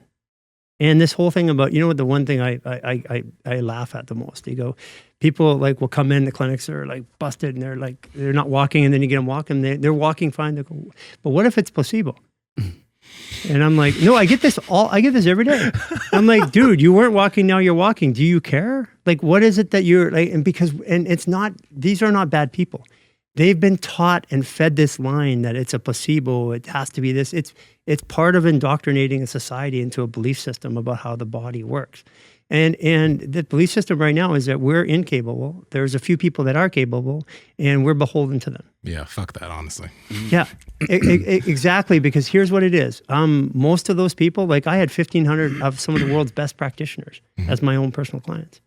And a lot of the celebrities, like everybody from Ben Affleck to everybody you imagine, have been through the human garage at some point. And what I found is like even these like gurus and leaders in sports and behind the scenes, it's not what you see. And I was so sick with the disingenuous behavior of the media and the presentation. That's why you see us in our videos. You see us like you see me not dressed up and crap shit going on, and even in our own, because what we do on social media is just to get people's attention. Because behind the scenes, we have a whole community of maybe 100,000 people around the world in the last year practicing, but we practice and we talk about beliefs and how it works, and nutrition and sex and life and kids and all that, because people need help, because the fathers and the mothers have been absent for a long time. And society needs help with basic understanding. So we have this network of about maybe 30% practitioners, about 40 to 50% kind of everyday people, and about the rest of it, athletes and performance and stuff like that. So we have a network all around the world of people that are in these communities helping each other, so that if you have a question and it's about a disease, they get a diagnosis. I'm scared to shit. Well, you got a doctor over here that goes, hey, actually, don't worry about that. I've been doing this. I've been doing work on this. You can use this. Here's the fascial maneuvers. Here's how you reduce your stress. We got you. And we're building a network of people that want to help people be better. Mm-hmm. And all of this is free of charge. And the only thing that we ask when people come into our networks is that when they learn, they help others. And that's how we measure it. That's how we, and by the way, so we have these programs. The 28-day full life reset is our primary thing. It's our tool. It's using the human habituation cycle of 28 days and getting people to focus and think about their bodies and their health and their perceptions. And we take them through our belief in the body. And this is our belief. You can have whatever belief that you want to have. It's our belief. And if you don't like our belief, you can go somewhere else too. I mean, but we have a way that we describe things to make things simple to people. They may not be scientific and logical, but how is telling you you've got a word that you can't even pronounce.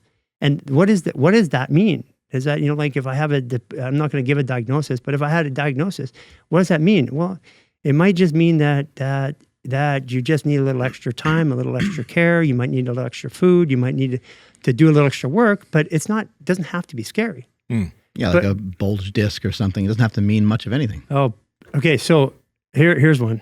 75% of the MRIs and X-rays that come into the human garage do not even begin. They don't show anything. And if you go looking for something, I got a herniation. I've had herniations, but you don't often feel herniations, right? It says, but if I have pain and I go looking for it, I'm going to go, that's what it is. But then I stop looking. Like today with your shoulder. You got pain in that shoulder, but it's restricted movement. So we got rid of the movement. Then you go like, well, okay, so I don't have as much pain, but I still have restriction. Then we went up here, and then I said, keep doing it. I'm holding your body on the other side, and I feel these pulling sensations up here. And I put my hands on this pulling sensation, lift, stretch, boom. It starts to go. So it's about taking the fear out of the fact that you have something wrong with your body. It's about having the ability to talk to somebody in real time who understands what you're going through, has gone through it before. So all of the clinicians, we have thousands of doctors and practitioners, from medical doctors to neurologists to chiropractors to massage therapists in our network, and they've all gone through and they've all done the program. So they know at least what our beliefs are in the body. They've not adopted it 100%. We don't ask that. But they at least can help somebody else who's going through it with more compassion, more caring, and more concern. Because when I was an athlete and I couldn't move, that was fearful. I was angry. I was sad. I was depressed. I was self-conscious. No one should ever have to be like that, ever. It's like if I don't look the way I want to look, and I'm like, now I'm beating myself up. Look what we've done to people. It's this insane rhetoric of how you have to look, how you have to perform, and how you have to be. Even with your program aside, having a couple people caring for you is super powerful. I mean, I think most of the people listening to this could understand if you had 3 people in a group and you were interested in helping each other have a great workout, or just, let's just say hypothetically, be out of pain and your back hurts and your shoulder hurts and my hip hurts. And you do some movements, and then Nsima's like, oh, let's try this. Hey, have you ever heard about this? Hey, let's try this. And I start poking in there, and he starts helping you stretch or whatever. I think what you guys have built, the community that you've built, and some of we talked about earlier with Kelly Starrett talking about like you as a super friend, like empowering people to. We don't need a guy to have a PhD or to be some board certified doctor. If they haven't lived the experience, I don't want to hear from them. End of story. I don't care what it is. I'll take somebody who has brain cancer or who has blastoma on the brain or something. I'll take their advice and talk to them more about the experience than I will any clinician or any doctor. If you haven't had it, then what? I mean, look at I don't want to tread too hard on this, but basically, there's a lot of doctors out there that know a lot of great information. Yeah, great information. But I can know a lot of great information, but then when I experience it myself, I go, oh my God. This is what everybody's talking about. And it's not even about, this isn't medicine, or healthcare. This is every industry. Until I experience it myself, I have a different perception. If I told you about an ocean and talked to you and you've never seen it, I'd never seen an ocean until I was 19 years old. Someone who's really skinny talks about weight loss all the time and how other people should eat. Oh, you're like disingenuous. I don't know if you've ever had the same battle as some other people. Yeah, you can talk about health. Doesn't mean you don't have good information. It doesn't mean there's not some stuff in there that I should really listen to. It's just hard to take advice from somebody who hasn't lived it yourself. So what I would prefer the world look like was people who had experiences, developed systems, and help people who were going through those experiences. Because what goes along with these pains are things like emotions and belief systems. And those will take you out faster than anything else. Let's stop right here for a second, because when you talked about emotions and you worked on the barefoot sprinter for a little bit, Graham Tuttle, you were poking at him, and then I think you felt like anger, and you had the same amount of pressure, and then you felt something different, and he's like, oh, it definitely felt like you eased up. So the intention behind the way that someone works out, we've talked about this on the show before, asking some lifters and some people that fight and many different things, do you train angry? Is there something that you kind of rely on from your... I did. And a lot of us have. A lot of us have done that. And maybe that is... Hormones habituate experience. So when you have that first shot of drug, and you go like cocaine or something like that, the experience is habituated and you always chase it, right? So if I'm going to work out my pain if I'm going to get my anger out, and by my workout, it's going to come out.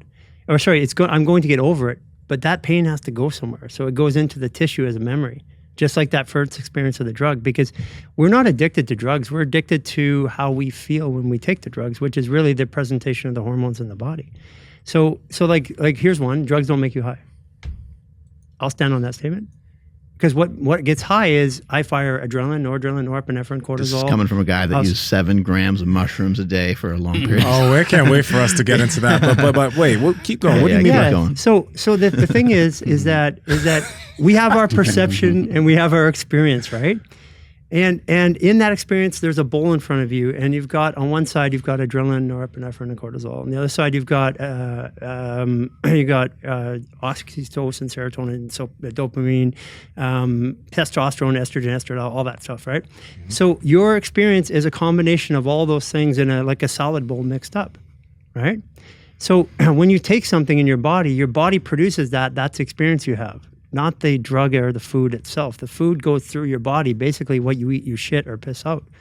So the food's not doing it, or the drug isn't doing it. It's the experience you have, and you can block those things too. That's why we do in the brain. We like block receptors so that you don't, so you don't actually feel depressed, or so beta blockers so you don't actually have sensations or emotions. So. This is when we're dealing with something like this machine was made to survive and heal and understand and adapt to the world. But when it's stressed out, it has problems adapting to the world. And what is stress to the body? Restriction. If I come and I restrict and I hold that restriction, you'll be stressed pretty quick. And so the idea is remove restriction, let the body move. Movement is life. And the original movement is breath. So even if my rib cage is tight, I'm creating stress when I breathe if my ribcage is tight. So we have all these paradoxical beliefs about how our body works, because there's science that says, yes, it makes you high. This cocaine makes you high.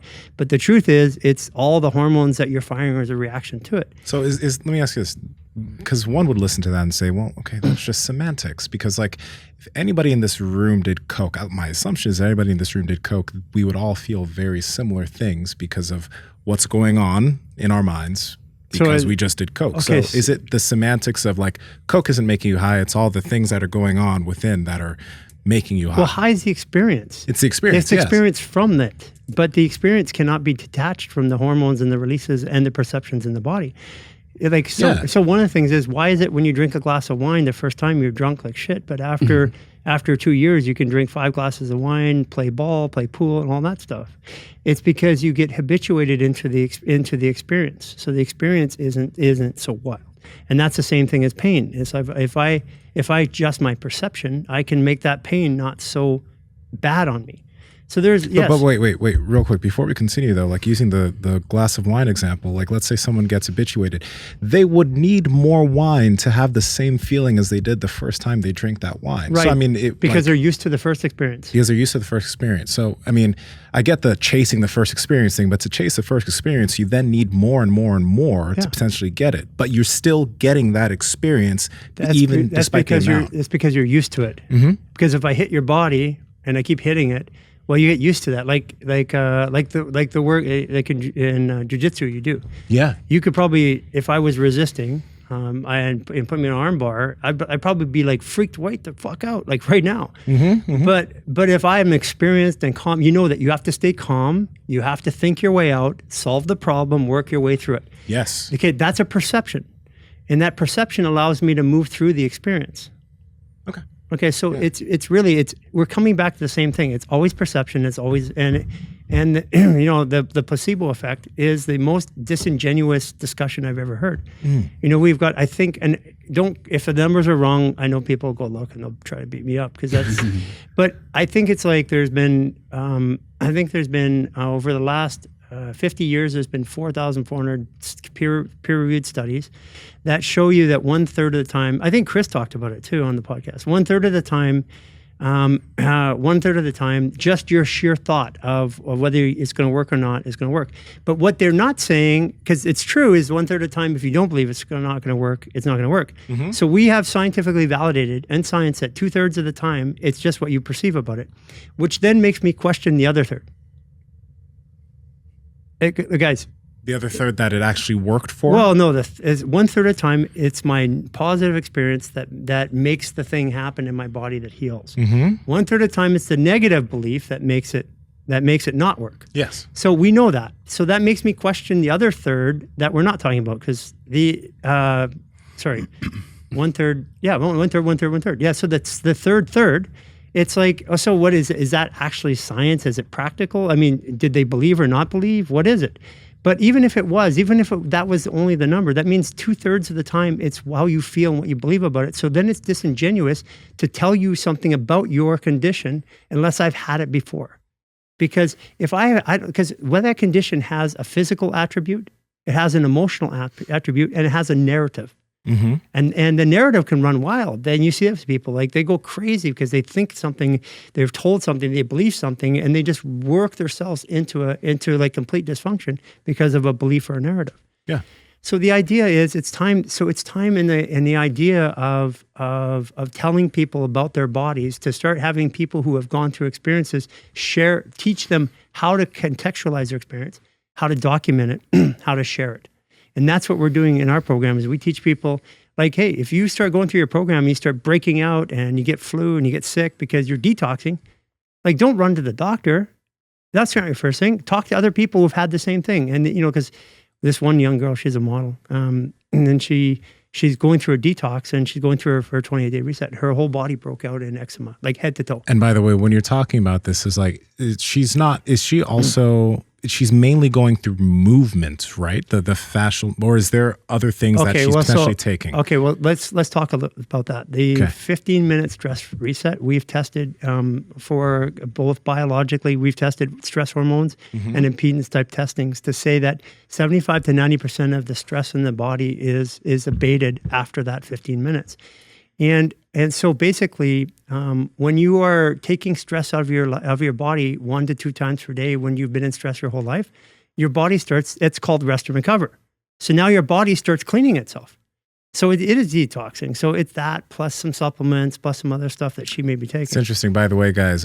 Graham, the barefoot sprinter, you know, he was going through he was going through what we were doing this morning, and then he immediately had to go to the bathroom. He's like, I peed more than I ever have. Yeah. After some of this, like you had us dig into different organs and different areas, and he's like, I had to pee more than I have ever peed in my life, which is a very interesting thing because again, some people hear what you say and they hear the word detox. That's one thing within fitness, detox is a trigger word. It's a word that people use very liberally to say, oh, this is a detox, when it's actually bullshit. But what you're talking about here isn't bullshit. So I want people to kind of understand that. First statement. It's a different, like when I say detox, I come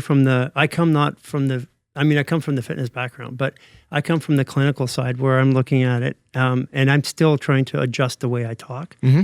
No, detox isn't bad. It's just like people have an idea of when somebody says detox, alarms are running. What is detox? Detox is the body's cleaning itself. Mm-hmm. And so the body to clean itself has to be in sympathetic or parasympathetic. It has to be in rest or recover.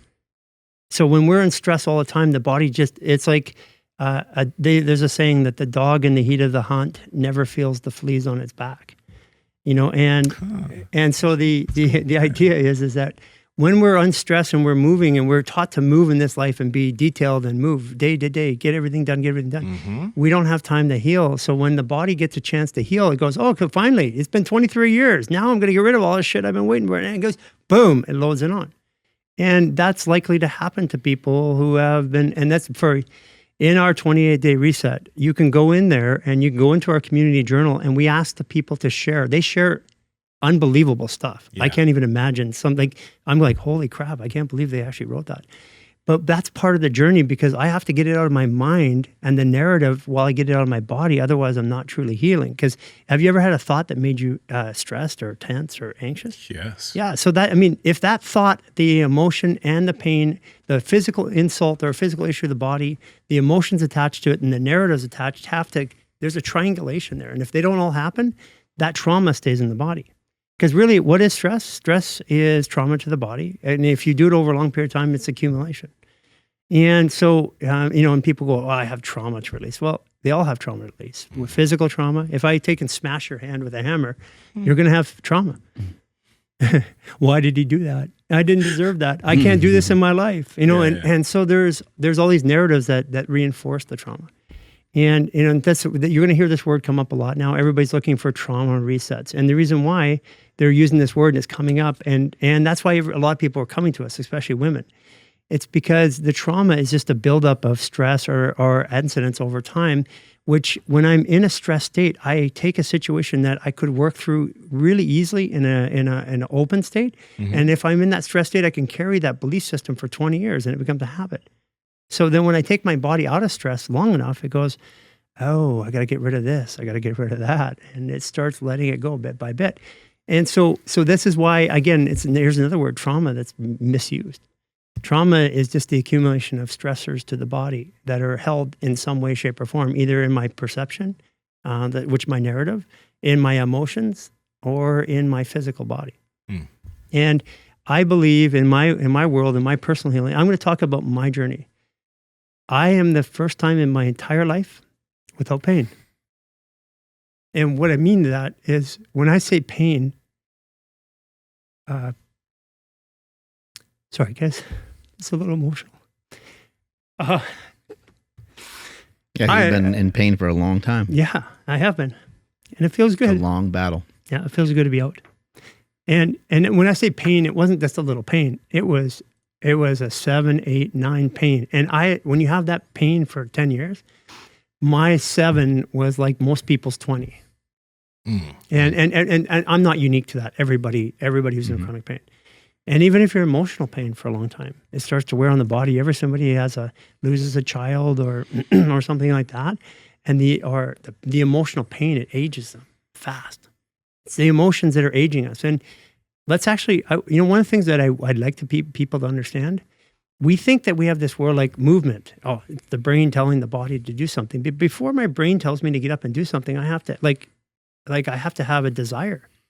So emotion precedes motion 100% of the time. The only time it doesn't actually, is if there's a reaction, like somebody comes up, bang. That's a reaction. So there's no emotion. It's a visceral reaction as a defense mechanism. But if I'm doing something, moving something, I have to have a desire to do it first. So why are we not talking about that in performance? Why are we not talking about that in healthcare? Because we have a society, it tells us detach from emotions, leave your emotions there, but that's not how it works. I can't leave my emotions at home. I can control them. I cannot be emotional, but when I do that is a stressor to the body. And if I go work out afterwards, I'm landing it in the tissue, just like I taking a drug, habituating it. So I recommend people that we work with who are high-level athletes, before you perform, move your body out of stress. Because if you just go to get your body out of stress by performing, you're embedding those habits and it builds neural pathways in the brains that tells you this is where it's going. Like pain is a pathway and it builds it. The brain has neuroplasticity and it can repair itself. I mean, like a lot of people I worked with were like Navy SEALs, like really special cases. We worked with the SEALs Family Foundation. Some of the most genuine guys, but you touch their mouth and boom, they smack you in the head. I can't tell you, like when I'm going to go inside of a vet's mouth, like a Navy SEAL, I'm going to go, I know when I get in there, I put my arm up, I say, I'm going to do this, and I stand back. But I've been hit so many times by guys because what happens is we have these involuntary reactions that happen. And as we get more and more stressed, they come out more and more. And that's what happened to me when I kicked my window out of my door, or kicked my window through my car when I was on steroids. And I tore the door off the car. Literally, I just said, fuck it. I backed my car through. I didn't even care. I backed it up with the door open and poof, the door popped off. And Fuck. Yeah, stupid stuff, right? Yeah. But this is where we're at. So we want people to understand that emotions are important and you can't back away from it. You have to deal with it. And if you don't deal with it, if you're dealing with it is through working out or through an activity or through sex or through whatever it is, eventually you're going to pay a price. That's it. And I'm at the, like my father never wanted me to get a motorcycle because he was a paramedic when he was young. So he saw all the guys die on motorcycles, right? So it's like I don't want people to have to go through the same experience I did. That's why I'm here. I would agree with a lot of that. I think, on the other side of that, I just think that, I think a lot of people could find something that they could be consistent with, that they enjoy, that they can feel strong about. And that is insanely empowering, but sometimes it's hard to get there, especially if you're in pain or you've had trauma before. You said one of the most important things. We've had other guests come on the show and say it before, but it happens rarely. And Cal Dietz was somebody that pointed this out. He's a strength coach that's world renowned. And he said, when you get to the right people, they'll say, I don't know. I don't know. Or they'd say, I'd like to change my answer. And that's kind of what you were going on about. I change my answers all the time. With fascia, you're like, it just kind of keeps changing. I wrote it down, and by the time I write it down, I got to go back and start to rewrite it again, because you're evolving. You're finding things, this twisting, the things that you're doing with the fascial maneuvers. You're having success with it. It's working for a lot of people. How well it's working, like could it be something that evolves even further? Could it work even faster? Okay. Are there iterations of it that are going to keep? There you go. And are there things that you need to kick out? There's things like 3 years from now, you're like, man, I was kind of foolish to even be doing. I don't know what I was thinking with that. That was actually kind of weird, but anyway, it led me to these 3 other things. So there are things that this is a process. We made it free to the world because it's a philosophy of moving the body. So I believe it should be free to the world. I come from a background of software encryption, open source, but healthcare is all closed source. I have it. It's my patent, my control, my therapy. I'm not going to tell you. Bullshit, because that's not the way it works. If I give you the opportunity, people are already creating new programs with fascial maneuvers. We have thousands of practitioners all over the world that are implementing it into their clinics right now. They're saying, like, we're working, and what we do is we've been helping some of these practitioners who wanted to. We've been setting a model up, like how do you transition a clinic from I fix everybody to I teach them how to help themselves and fix them when they can't. And because my journey of doing that was tough. It took 10 years. But if I was going to take 10 years and ask you to do it as a practitioner, it's not practical, reasonable for you to do it. Mm-hmm. So we're working on new ways to make these transitions. We didn't try to trademark or patent the fascial maneuvers. They're free to the world.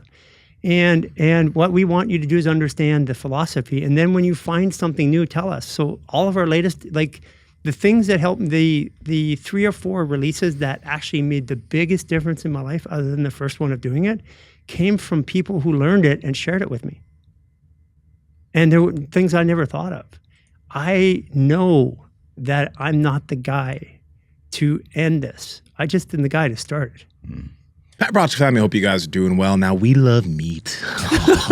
We love to eat meat on this podcast. We've talked about it. Yeah, we talked about it a lot. That's why I partnered with Piedmontese, because they have amazing cuts of steaks, some that have a lot of fat, some that are a bit lower fat. But no matter what diet you're on, you can fit Piedmontese steak into your diet. It's fucking good. Andrew, how can they get it? Yes, you guys got to head over to Piedmontese.com. If you guys know how to spell it, say it with me. That's Piedmontese.com, and at checkout, enter promo code POWER for 25% off your entire order. And if your order is $150 or more, you get free 2-day shipping. Links to them down in the description as well as the podcast show notes. Let's get back to the podcast. I have a question to kind of add on to that, because it's open source. There are things that are going to be potentially added as far as the main thing of Fascial Maneuvers, and then there are things that are going to be taken out. Now, I want to kind of go back to the pressure aspect of things, like using tools to break up adhesions in that type of way. Now, I'm curious because certain individuals, like for example, Mark, will be able to feel something more when he's on top of a hard object, potentially more than somebody who isn't as potentially muscle bound. So could that be something that is useful generally? Because I remember I was asking you that because I wanted to know what you thought of using hard objects, and you mentioned if it makes you feel good, okay. But I'd not necessarily. I don't. You want my truth? I want your answer, because I want to mention one thing, because I've asked certain questions to people about, like, we've had a breathing person on, so I asked them what their take was on there's another type of breathing that was and they're like, if it makes you feel good, cool, but it doesn't necessarily do anything. So I knew that. In their mind, it's like, it's placebo, it's not that beneficial. But I'm just like, what are your actual thoughts? So there's times where we need to use force, okay? And that's just because we're stuck and I want to move past it faster. But if we're on the right path of healing and reducing stress every day, the body's job is to adapt. And eventually the restriction that you are holding on to something that was dysfunctional will work its way out. Now, I believe that, or what we're seeing, well, I'll show you. Let's talk about a scoliosis. Let's bring up a scoliosis video. Okay. There's two things. Let's show a scoliosis that was a 3-hour treatment. So in other words, it's practitioner or driven by somebody else. So this is a scoliosis that it's on. I'm always thinking, whenever I see these graphs on the internet, I'm always thinking like a giant dick is going to be. It happens every time. Like, oh, look at this X-ray, and you're like, come on, like, how many times I got to fall for this? Well, that is a penis coming up here. Yeah. I see. I knew it was inserted in there somewhere. Okay, so here it is. This is what it can look like. So I just want to use this as an example of saying we're taught that scoliosis don't go away, and we're also taught you can't see fascia on an X-ray, but. See that one little line up there that goes across vertically from that on the right-hand picture? Can you move the mouse there and see that little image that goes up there? What is that? What nerve? What vein? What vessel? I mean, if you're an X-ray technician out there and you can tell me, that looks like fascia to me. And look at the lungs. So what is it about the lungs? See how the lungs are clear? So what was in there before? It's congestion of some sort. Okay, so let's practical application. Let's look at what a girl has done, like on our 28-day reset twice. She has about 13-degree scoliosis, and I'm going to show you some pictures. Now, we are not seeing these people. They don't come to us. I've never met her ever at all. These are people that report in our community journals. They come in, they do the work. They every day they document, they log their what happened, how they felt, what went on. And some people do, some people don't. The ones who do have the best success, I can tell you that. I don't know exactly why. I think it's because there's a certain part of telling you, if I'm going to tell you something, I take away all the pain of it. Like if I tell you something bad, I take away the pain. If I tell my dad before he catches me, then it's going to be less painful. So can we bring the scoliosis one? Okay, so can we, yeah, there we go. Now she's about a 13 or 14 degree. I can't remember what it was. But you see, this is no practitioner. This is doing about 30 minutes a day of movement for 2 months. Also working with what we do is the 28-day reset is about perception. So it teaches them about perception and how to view things. And then she went through a lot of stuff. I mean, she had some really freaked out moments. The reason I use this one is because I'm in the app all the time answering and helping people. This is one of the people that I just answered and helped. And there's other practitioners and other coaches and other people who are just love to help people that have gone through it. Now, she did this herself, and there's, again, the pictures are different. It's not the right light. I didn't take them. I'm not responsible for them. You could argue everything, but you can't argue with the fact that girl's changed. Absolutely. Okay, so that's she's also reporting that she's made progress. She's not in pain anymore. Right. Right. Yeah, and all other aspects of her life are changing. Better relationships because she's not in pain. When I'm in pain, I'm an asshole. So if I'm in pain, I'm an asshole. Even they say like grumpy old men, right? Like, yeah. Why are they grumpy? Right. A lot of people are in pain. Right. And so for example, this is somebody who worked themselves out. Now according to they have to go to the allopathic side says you can't fix it. The chiropractic side and the physical therapy side says, oh yeah, we could fix it with a lot of work. This is literally 60 days, and this isn't one example. We have hundreds of these every single day where people are actually helping themselves. So it really changes the narrative, because this girl, I met her the first time online, we do these for the 28-day reset. What we do is we give them the therapy, give them the work, let them experience the tools. And then what we do is we meet with them once a week as a community online, and we just share experiences, ask questions, and we help them. Because if I tell you what to do, you go back with all your best notes and you want to know all the details. You're going to get it wrong. You're going to come back and you're not going to do it because you don't have it right. But if you just try it and you mess it up and you know it's okay, then you come in and somebody else, and I say, hey, just try it this way. We want people to do it first. Don't wait to have all the knowledge. Don't figure it out. Get in there and just do it. And we made it so simple. You follow along day by day by day. Now, here's the other part too. Do you think she performs? She's a CrossFit girl too. Do you think she's going to perform better in the fourth picture? My assumption is yes. Mechanics are different. Yeah. Yeah. There's less when your hips are off, you have to do more work to produce the same result. End of story. Also, the negative thought of like, oh shit, this isn't our workout again. That normally hurts. Yeah. And then you go to do it and it doesn't hurt because your body moves differently. Yeah. You start to think of everything and perceive everything differently. Yeah. Yeah. The cool thing, the really big cool thing that I think is amazing about what you're doing, especially with the community aspect about what you do, is you change people's perceptions on a lot of these things. Because, with scoliosis or a lot of other things when it comes to physical ailments, people typically think I cannot do that on my own, or they go to a doctor and the doctor's like, can't do it at all. You can't do it at all. We have to do surgery on that. We have to cut into it. A few things I think about. Someone who's also made a great community is Ben Patrick, who we've had on the podcast. Oh, I love Ben Patrick. Yeah. I love it. I love his style. I love the way he talks. He just does it. But the cool thing is that he's changed people's perception on what they could do with their knees. Like by doing a lot of things, a lot of people then start doing it. They get results. You have this massive amount of people who believe and have before and afters, and then more and more and more people buy into that perception of like, I can fix my knees on my own. And it's like, have you heard of mass psychogenic illnesses? Yes, absolutely. They're all over the place. We have one. It's called life. That's true. But like, people will, there's a narrative that's put out. People will be like, oh, that's true. Multiple people will start to believe that same thing, or multiple people will start to get sick because they think they have something. And then they just all buy in because of their perception. What do you think just happened? What do you mean? Last 2 years. You can go into that. I'm not going into that. I don't even want to. I know that. But exactly. you know what I'm talking about. Exactly, with the big CC, big Coco, So yeah. So I think what the cool thing, what you've done to this community is all these people are doing these things. They're achieving different levels of results. Some are having massive results, some have less pain. And everybody is able to see, oh, wow, this works. So now they buy into it, right? They buy into actually doing the thing, because most people, when they hear about new concepts or new things, they're immediately going to be like, what does the research say about this type of idea? Oh, there's no research? Fuck it. It's probably a sham. It's probably bullshit. But they haven't done anything yet. What's coming up though is the kids. My kids, they don't care what the scientists say. They just look at what other people say, the reviews.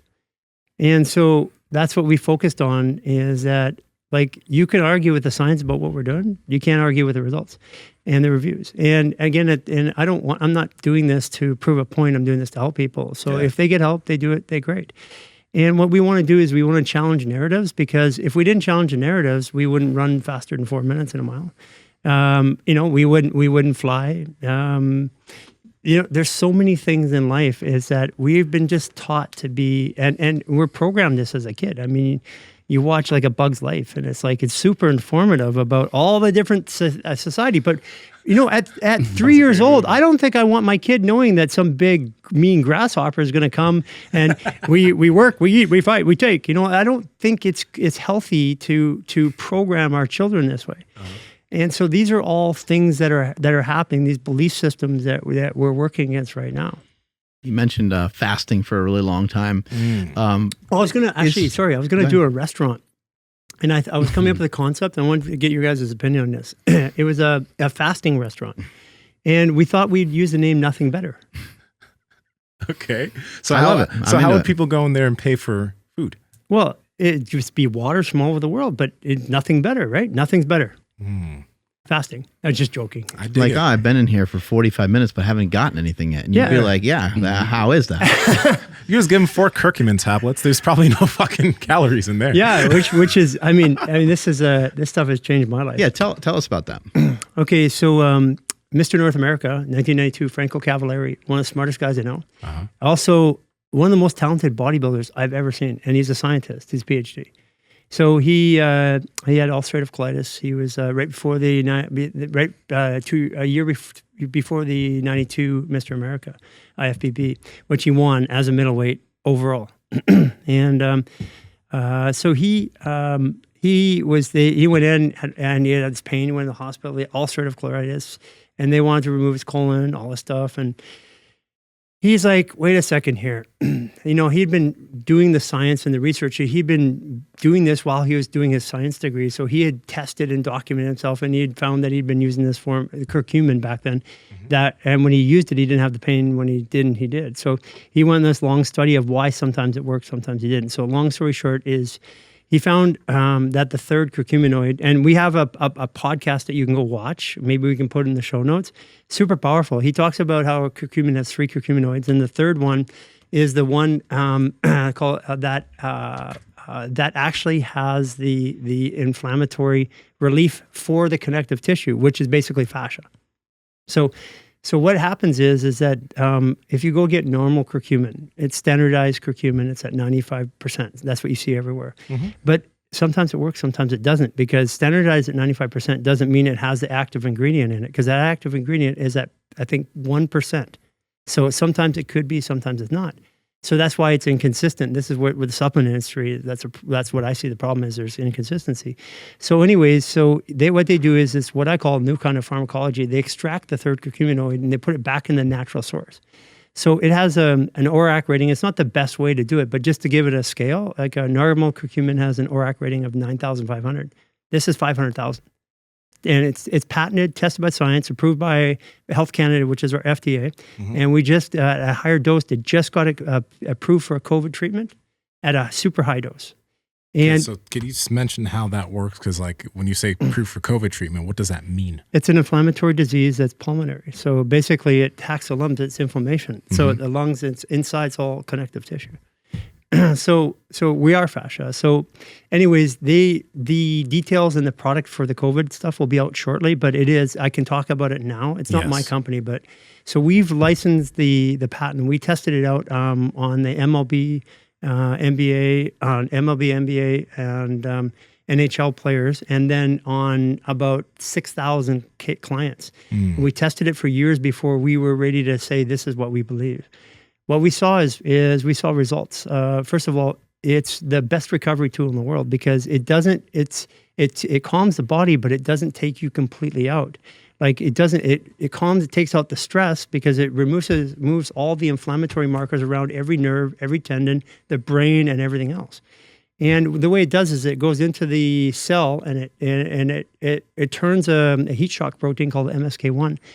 When it does that, it instantaneously decompresses the whole body. So you take it, and it's one of those supplements that you can feel in 30 minutes. It feels like a drug.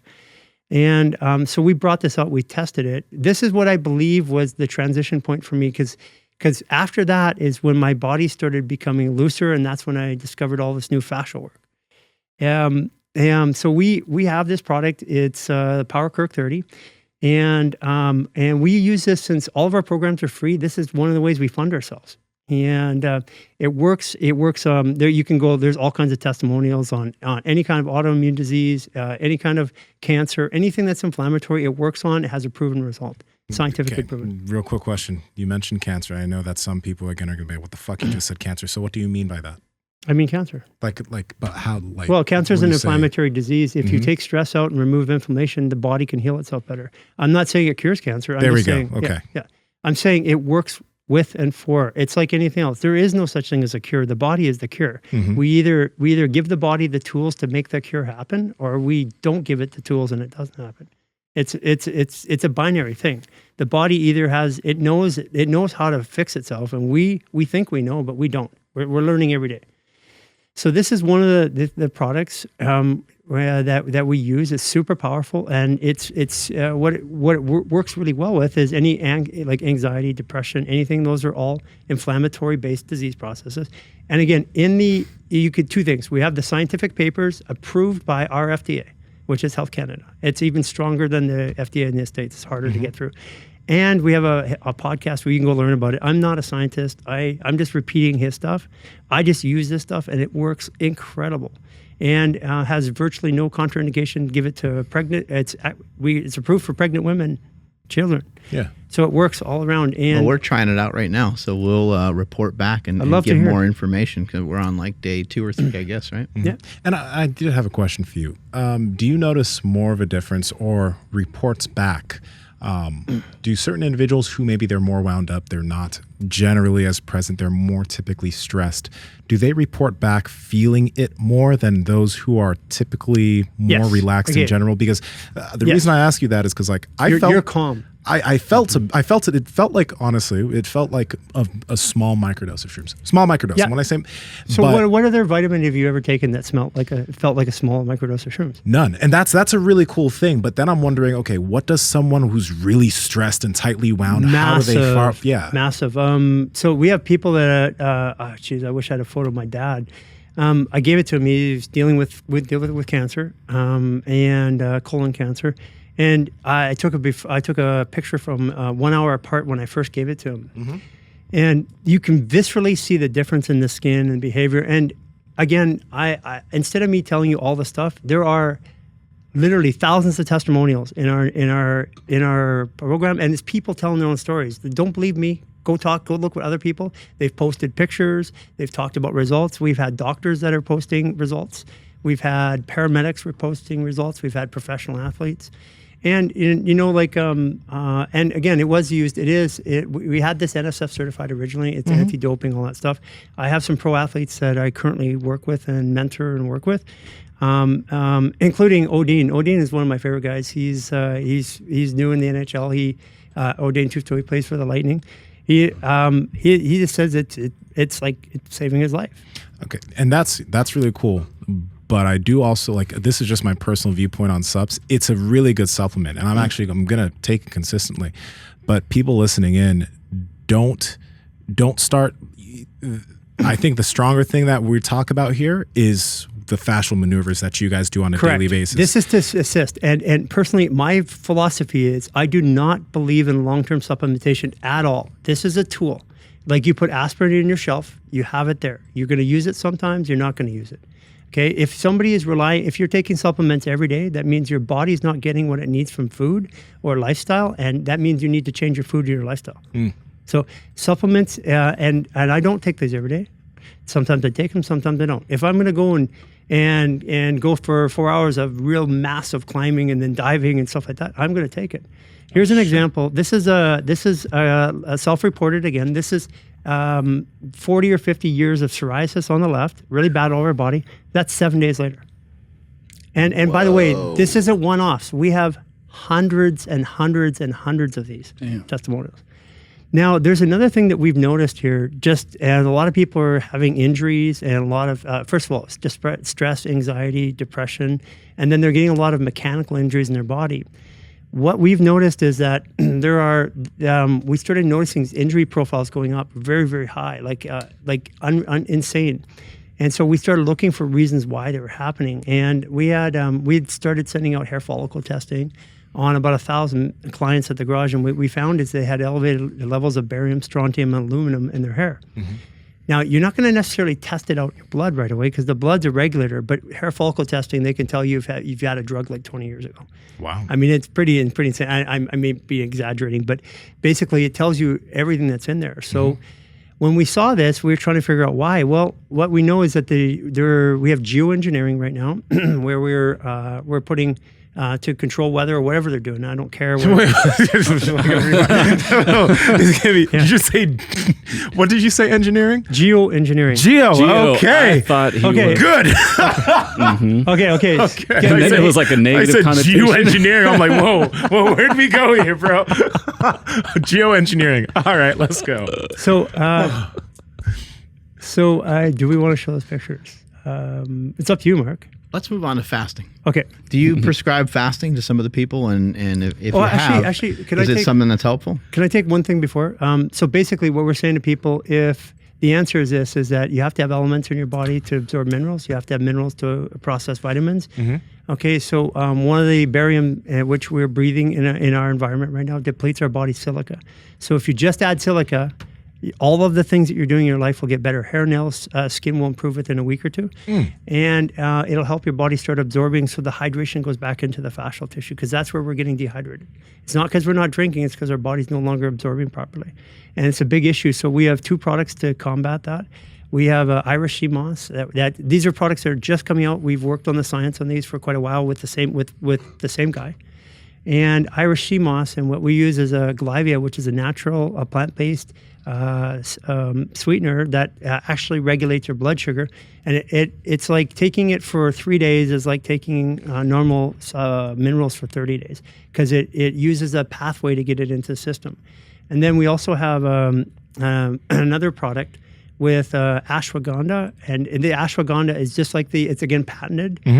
So it's like this is effectively 100 times stronger than normal curcumin, this ashwagandha, and that's actually in the science. So we have you can actually download the scientific papers. We'll make those available to you if you want.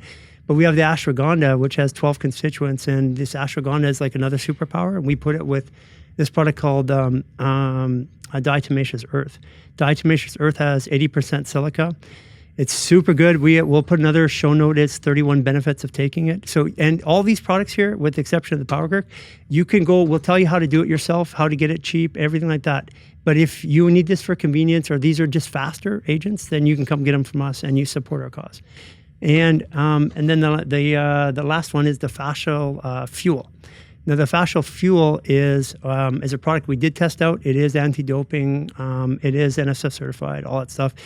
It's what it is. It throws your body into ketogenesis in 20 minutes and keeps it there for 4 to 6 hours. Ben Greenfield used it.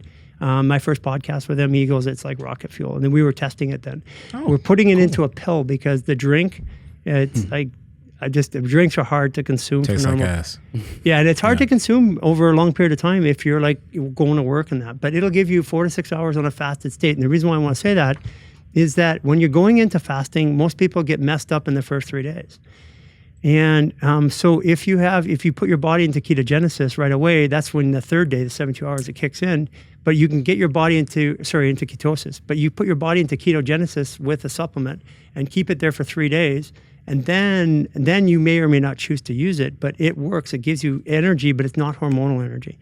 And so these products are, the curcumin is available right now. The minerals mixes will be available in about 2 weeks. Cool. And the fascial fuel in about 5 to 8 weeks. And these are just products, again, they support us. We use all the money, 100% of our proceeds go to making more content. We subsidize products for people who sometimes can't afford them. We are also subsidizing and working with countries that can't. Like we have people in places like Africa where they have a phone for a village. They do our maneuvers, they do stuff like that. We would like to get them some of this, but they can't afford it. So one of the things is when you purchase, it also helps us fund delivery of products to other people in that way. So Very sorry, you were talking about the fasting. So fasting is super important. I mean, the body when we're in ketosis, the body's sending out stem cells. And so it's healing itself by default. So fasting, and that's true, that's scientifically proven all over the world. We know that, there's a million studies on it. So then that means if I had an illness, the first thing I would do is fast. plain and simple. Yeah, People there's go, many what? people throughout history have utilized that. Yeah, people go, I got this illness. What do I think I do? Start fasting. Why? Because your body sends stem cells. I mean, that makes sense. And so fasting is a very powerful tool. It's something that's widely misunderstood by the public. But I have never fasted before 2020, ever. Okay. So I went on a 3-day fast, and it's like, oh man, I almost killed myself doing it. And then I went on a 5-day fast, and I took a group of people through it with me because I told them, I'm your leader, follow me. Mm-hmm. I'm like, I'm going to stick it out because I'm not going to be disingenuous, but I got through it. Then later on, I got my beliefs changed about it being a fuel and it being more of a medicine. And once I triggered that belief, then we went on the 44-day fast. My life completely changed. With water, that one? Water for 44 days. Actually, no, we actually started drinking just grape juice. Okay. Yeah, and how much grape juice? I don't know. Did you have like under 500 calories a day, something like that? Not even? Yeah. Okay. Yeah, I'm not sure exactly, but but first of all, we were sleeping 3 to 4 hours a night, had tons of energy. We're running up and down mountains and doing stuff. And that's when my belief, my body, because you could tell me something, but if I don't believe it in my body, I'm still going to fight it. That's where my body changed its belief about fasting. Yeah. And so now I fast regularly. Like this year, I fasted for about 2.5 months already. And I'll do it for 10-day spurts or 12-day spurts. And the reason I was doing it, because I want to understand it more. Mm-hmm. I just want to know more about it. I want to know more about how my body responds. And I feel so good when I fast. And I know I'm going to take this food. I'm going to enjoy the food, but I know that my brain is going to slow down, going to process slower and stuff like that. And it does. It just goes. Have you seen it help people with pain? Yes. Yeah. Pain, because a lot of pain. So in the 3rd day of the fast, what I noticed the first thing, and I had, again, this is all new because we'd never done it before. We were doing fascial maneuvers, and there's restrictions that I would have normally if I'm doing a maneuver. The 3rd day of the fast, I went to do the maneuver, and it's like, whoosh, my body just released a restriction. And I'm like, oh, that makes sense because the organs are processing. The organs have meridians. They have some sort of structure or pull. So if they're not working, then they have more freedom. So it's the 3rd day, which is a perception cycle, by the way, 72 Plus hours. loss of some fluids as well. Like sometimes you lose 3 to 5 pounds depending on your body size. Yeah. And fasting for weight loss is a completely stupid idea. Fasting for health is a great idea. That's just my opinion. Yeah. I'm just saying it will take off some pounds in the beginning. Liquid of the water. So and you do move better. I was not saying that to what you said. I was saying more so because people have try to use it for fat loss. Yeah, it's like that's a bad thing because the intention's not good. I want to be healthier in my body, and when I'm healthier in my body, I won't have the fat there, or even if I do have the fat. So that's a perception because if you are overweight and you start using some fasting, which aids in some restriction of calories, a byproduct is losing weight, but you're saying that you should perceive it as trying to become healthier. Yes, you're going to lose some weight, but not say I'm fasting because I want to lose fat. Right. Especially that long of fasting. Yeah. And when I fasted here, it was funny because I went to I've been pretty stable in my weight my whole life. I've been a bodybuilder. Sometimes I get a little heavier, a little light, but I went fasting, and after the fast, at 44 days, I think we have a picture here, right? Mm-hmm. I mean, what the fuck? I mean, I thought I would lose it all after 44 days, but I didn't. And what happened was that I had this belief about what would happen. So this is funny. I still fat. It's like, where is that stuff hanging from? Where's it good? I mean, I felt really good and all that, but I also have let me show you where I came from. Sneaking some pizza in the middle of the night. What happened was 2 years ago, I stopped trying to fix stuff, and I just said, I'm going to let my body, I'm going to do fascial maneuvers. I'm not going to diet. I'm not going to exercise. I'm just going to see where this goes. I have the time. I have the pandemic.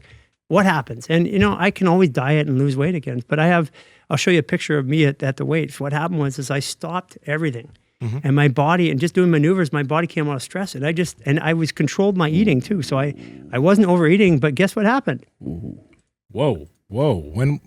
That was 2 years ago, roughly this month. Dude, you said you were like 240?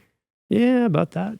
So during this 44-day fast, you also, is this when you started your 7 grams of mushrooms?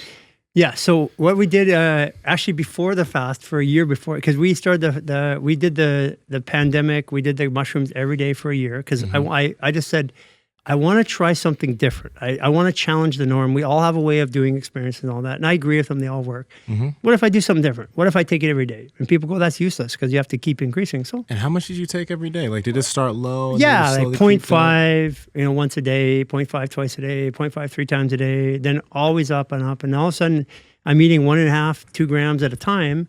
But I'm never high. But here's what happens. My perception is also habituated. Everything in the human experience has a habit process. So if every time you talk to me, I get pissed off or angry, I have a perception about it. And then all of a sudden you come to talk to me, my perception jumps in front of me and I'm already responding to the perception that you're going to, be mad or angry or attack me or whatever. So what we did is I had a belief or an experiment I wanted to try. What if I just gradually raised my perception? Because I would, on 0.5, I would see the world a different way. Just calmer, less aggressive. I'd see things I didn't see, like I was more aware. Because at 0.5, you're not really high, right? Mm-mm. So what I did is we just kept increasing it, so we were never really high. Now Jason, he would go 2 weeks on, 2 weeks off, and that I just did it every day because what the heck? I could try it. It's not going to kill me. And how long did it take for you to get to 7.5 grams? And how long were you continuing that, like 7.5 grams a day? I did that probably for about 3 months. 3 months. Yeah. 7.5 grams a day. How long did it last? There was no lasting. There was no come off. So then what happened was that when I stopped, so I kept going because I liked the feeling once in a while. So I kept kind of increasing it. And then I'm like, it's time to do it. And I stopped, but there was no addiction. There's no cutoff. It just was like when I stopped, I still had that same sense of calm and the perception of when I had a half or when I was functional but not high. That was my everyday state. But now over time, that became the habit and the way that I saw the world. Because if I see the world as a threatening world, I'm always going to be looking for a way to defend myself. So it was a really interesting experience. I believe that's part of what changed my, my entire life. And so the idea was let's just try this. So then we did it. I did it 9 months every day with ketamine. You don't know unless you try it. Now this is low dose. We're talking a very amount, like 0.5 milligrams in 30 mils of water with 2 drops of frankincense oil. A couple times a day in the nose. It's like you're never high. You just feel calmer. Ketamine has an amazing experience. It relaxes all the fascia right away. It's like super, and then you want to like stretch stuff. Felt ketamine before. It's nice. Yeah. It's like so again, we tried that. We tried that in various, Cynthia did one part of it. Jason did another. And the three of us, we were triangulating the experiences because I'm the guy, I just like to do everything extreme. So just give me it every day. They did it on and off, tried it different ways. So we got to see the responses of other people, not just ourselves. And it was important to have this triangulated experience because if it's just me and you doing this, we start to, we sync. We believe our own bullshit. We don't see the difference. But if you have a third person, now you have a reference point. So that was part of our way of trying to understand this in a different way. I have a question. Now, when we're talking about like your perception of it changed over time, right? And doing 7.5 grams a day, you didn't feel that 7.5 grams again. My immediate thought is like, okay, well, so I've done psilocybin before, I've done higher doses, and aspects of that have stayed with me. I know that for a fact. The way I am now has been because of the perception of what happened when I did that, and even at times in the past when I've smoked weed in terms of some creative shit that happens, aspects of that have stayed. But I know individuals who have done psilocybin so much that if we're going back to what we were talking about, their perception of higher doses, they no longer feel it anymore. And I wonder if we can switch up the word perception and tolerance of being the same thing. Because, when you do it and you're doing the same amount, you no longer, you might need, if you're 7.5 grams, you're not feeling that on a daily basis or barely, you might need 20 to actually get that. Yeah. So that's what I'm wondering. Yeah. So, but tolerance is a perception. It is. Yeah. So they're inextricably linked. Okay. Yeah. And so the experiment wasn't, like how much can I take and how long can I take it? The experiment is what happens if I do. Yeah. And all we're doing is just testing on our bodies. I mean, I'm going back to bodybuilding days because I had time on my hands. I didn't have to work. And I'm like, okay, I'm like a kid in a candy store. What can I do to my body to try this? I want to experiment all these beliefs that I've had over the last, 30, 40 years. I want to try them because that's all I was doing. We were just trying to understand a new way because we I looked at all these things that science said our body should do and then I saw the results at the clinic that said it's not happening this way. So then I said, well, I'm going to just assume that everything that I've ever learned is bunk, and I'm just going to rebuild my own awareness of it. And that's all it was. It was just us being kids again, going out and saying, what happens if we do this? And there was no responsibility because COVID took away our responsibilities. Did you grow that shit? You had to buy it all. Oh yeah, no, we buy it all. But it's in Canada. No, it's in Canada. It's like Canada is like for things like that, super easy, super cheap, and we're legalizing all psychedelics in Canada right now. Y'all are just ahead of the game. Yeah, and so and it's good because we're using the drugs that people told us that the governments and the clinicians said were bad, are out there. We put them on all the pharmacology. Now we're using the bad drugs to take them off the pharmacology, and it's working. So, and guys, this has been a practice by functional medicine doctors and practitioners in Southern California in a regular thing since I'm aware of since 2014. I mean, like over the counter, behind the counter, they have like they'll have mixes with the LSD and all that squirts and like it's out there. So, people have to, so here's the thing is like drugs are bad, right? Well, food is your drug. Food is, because so the reason why we have to use these things is because we've misused food. And if we don't misuse food, we don't have these wild experiences. So it's time to just get back on the horse and realize at the core of it, let's just get our bodies healthy again. Let's just get off of everything. And the way we do it, part of it is we got on it with a bad drug, the misuse of food.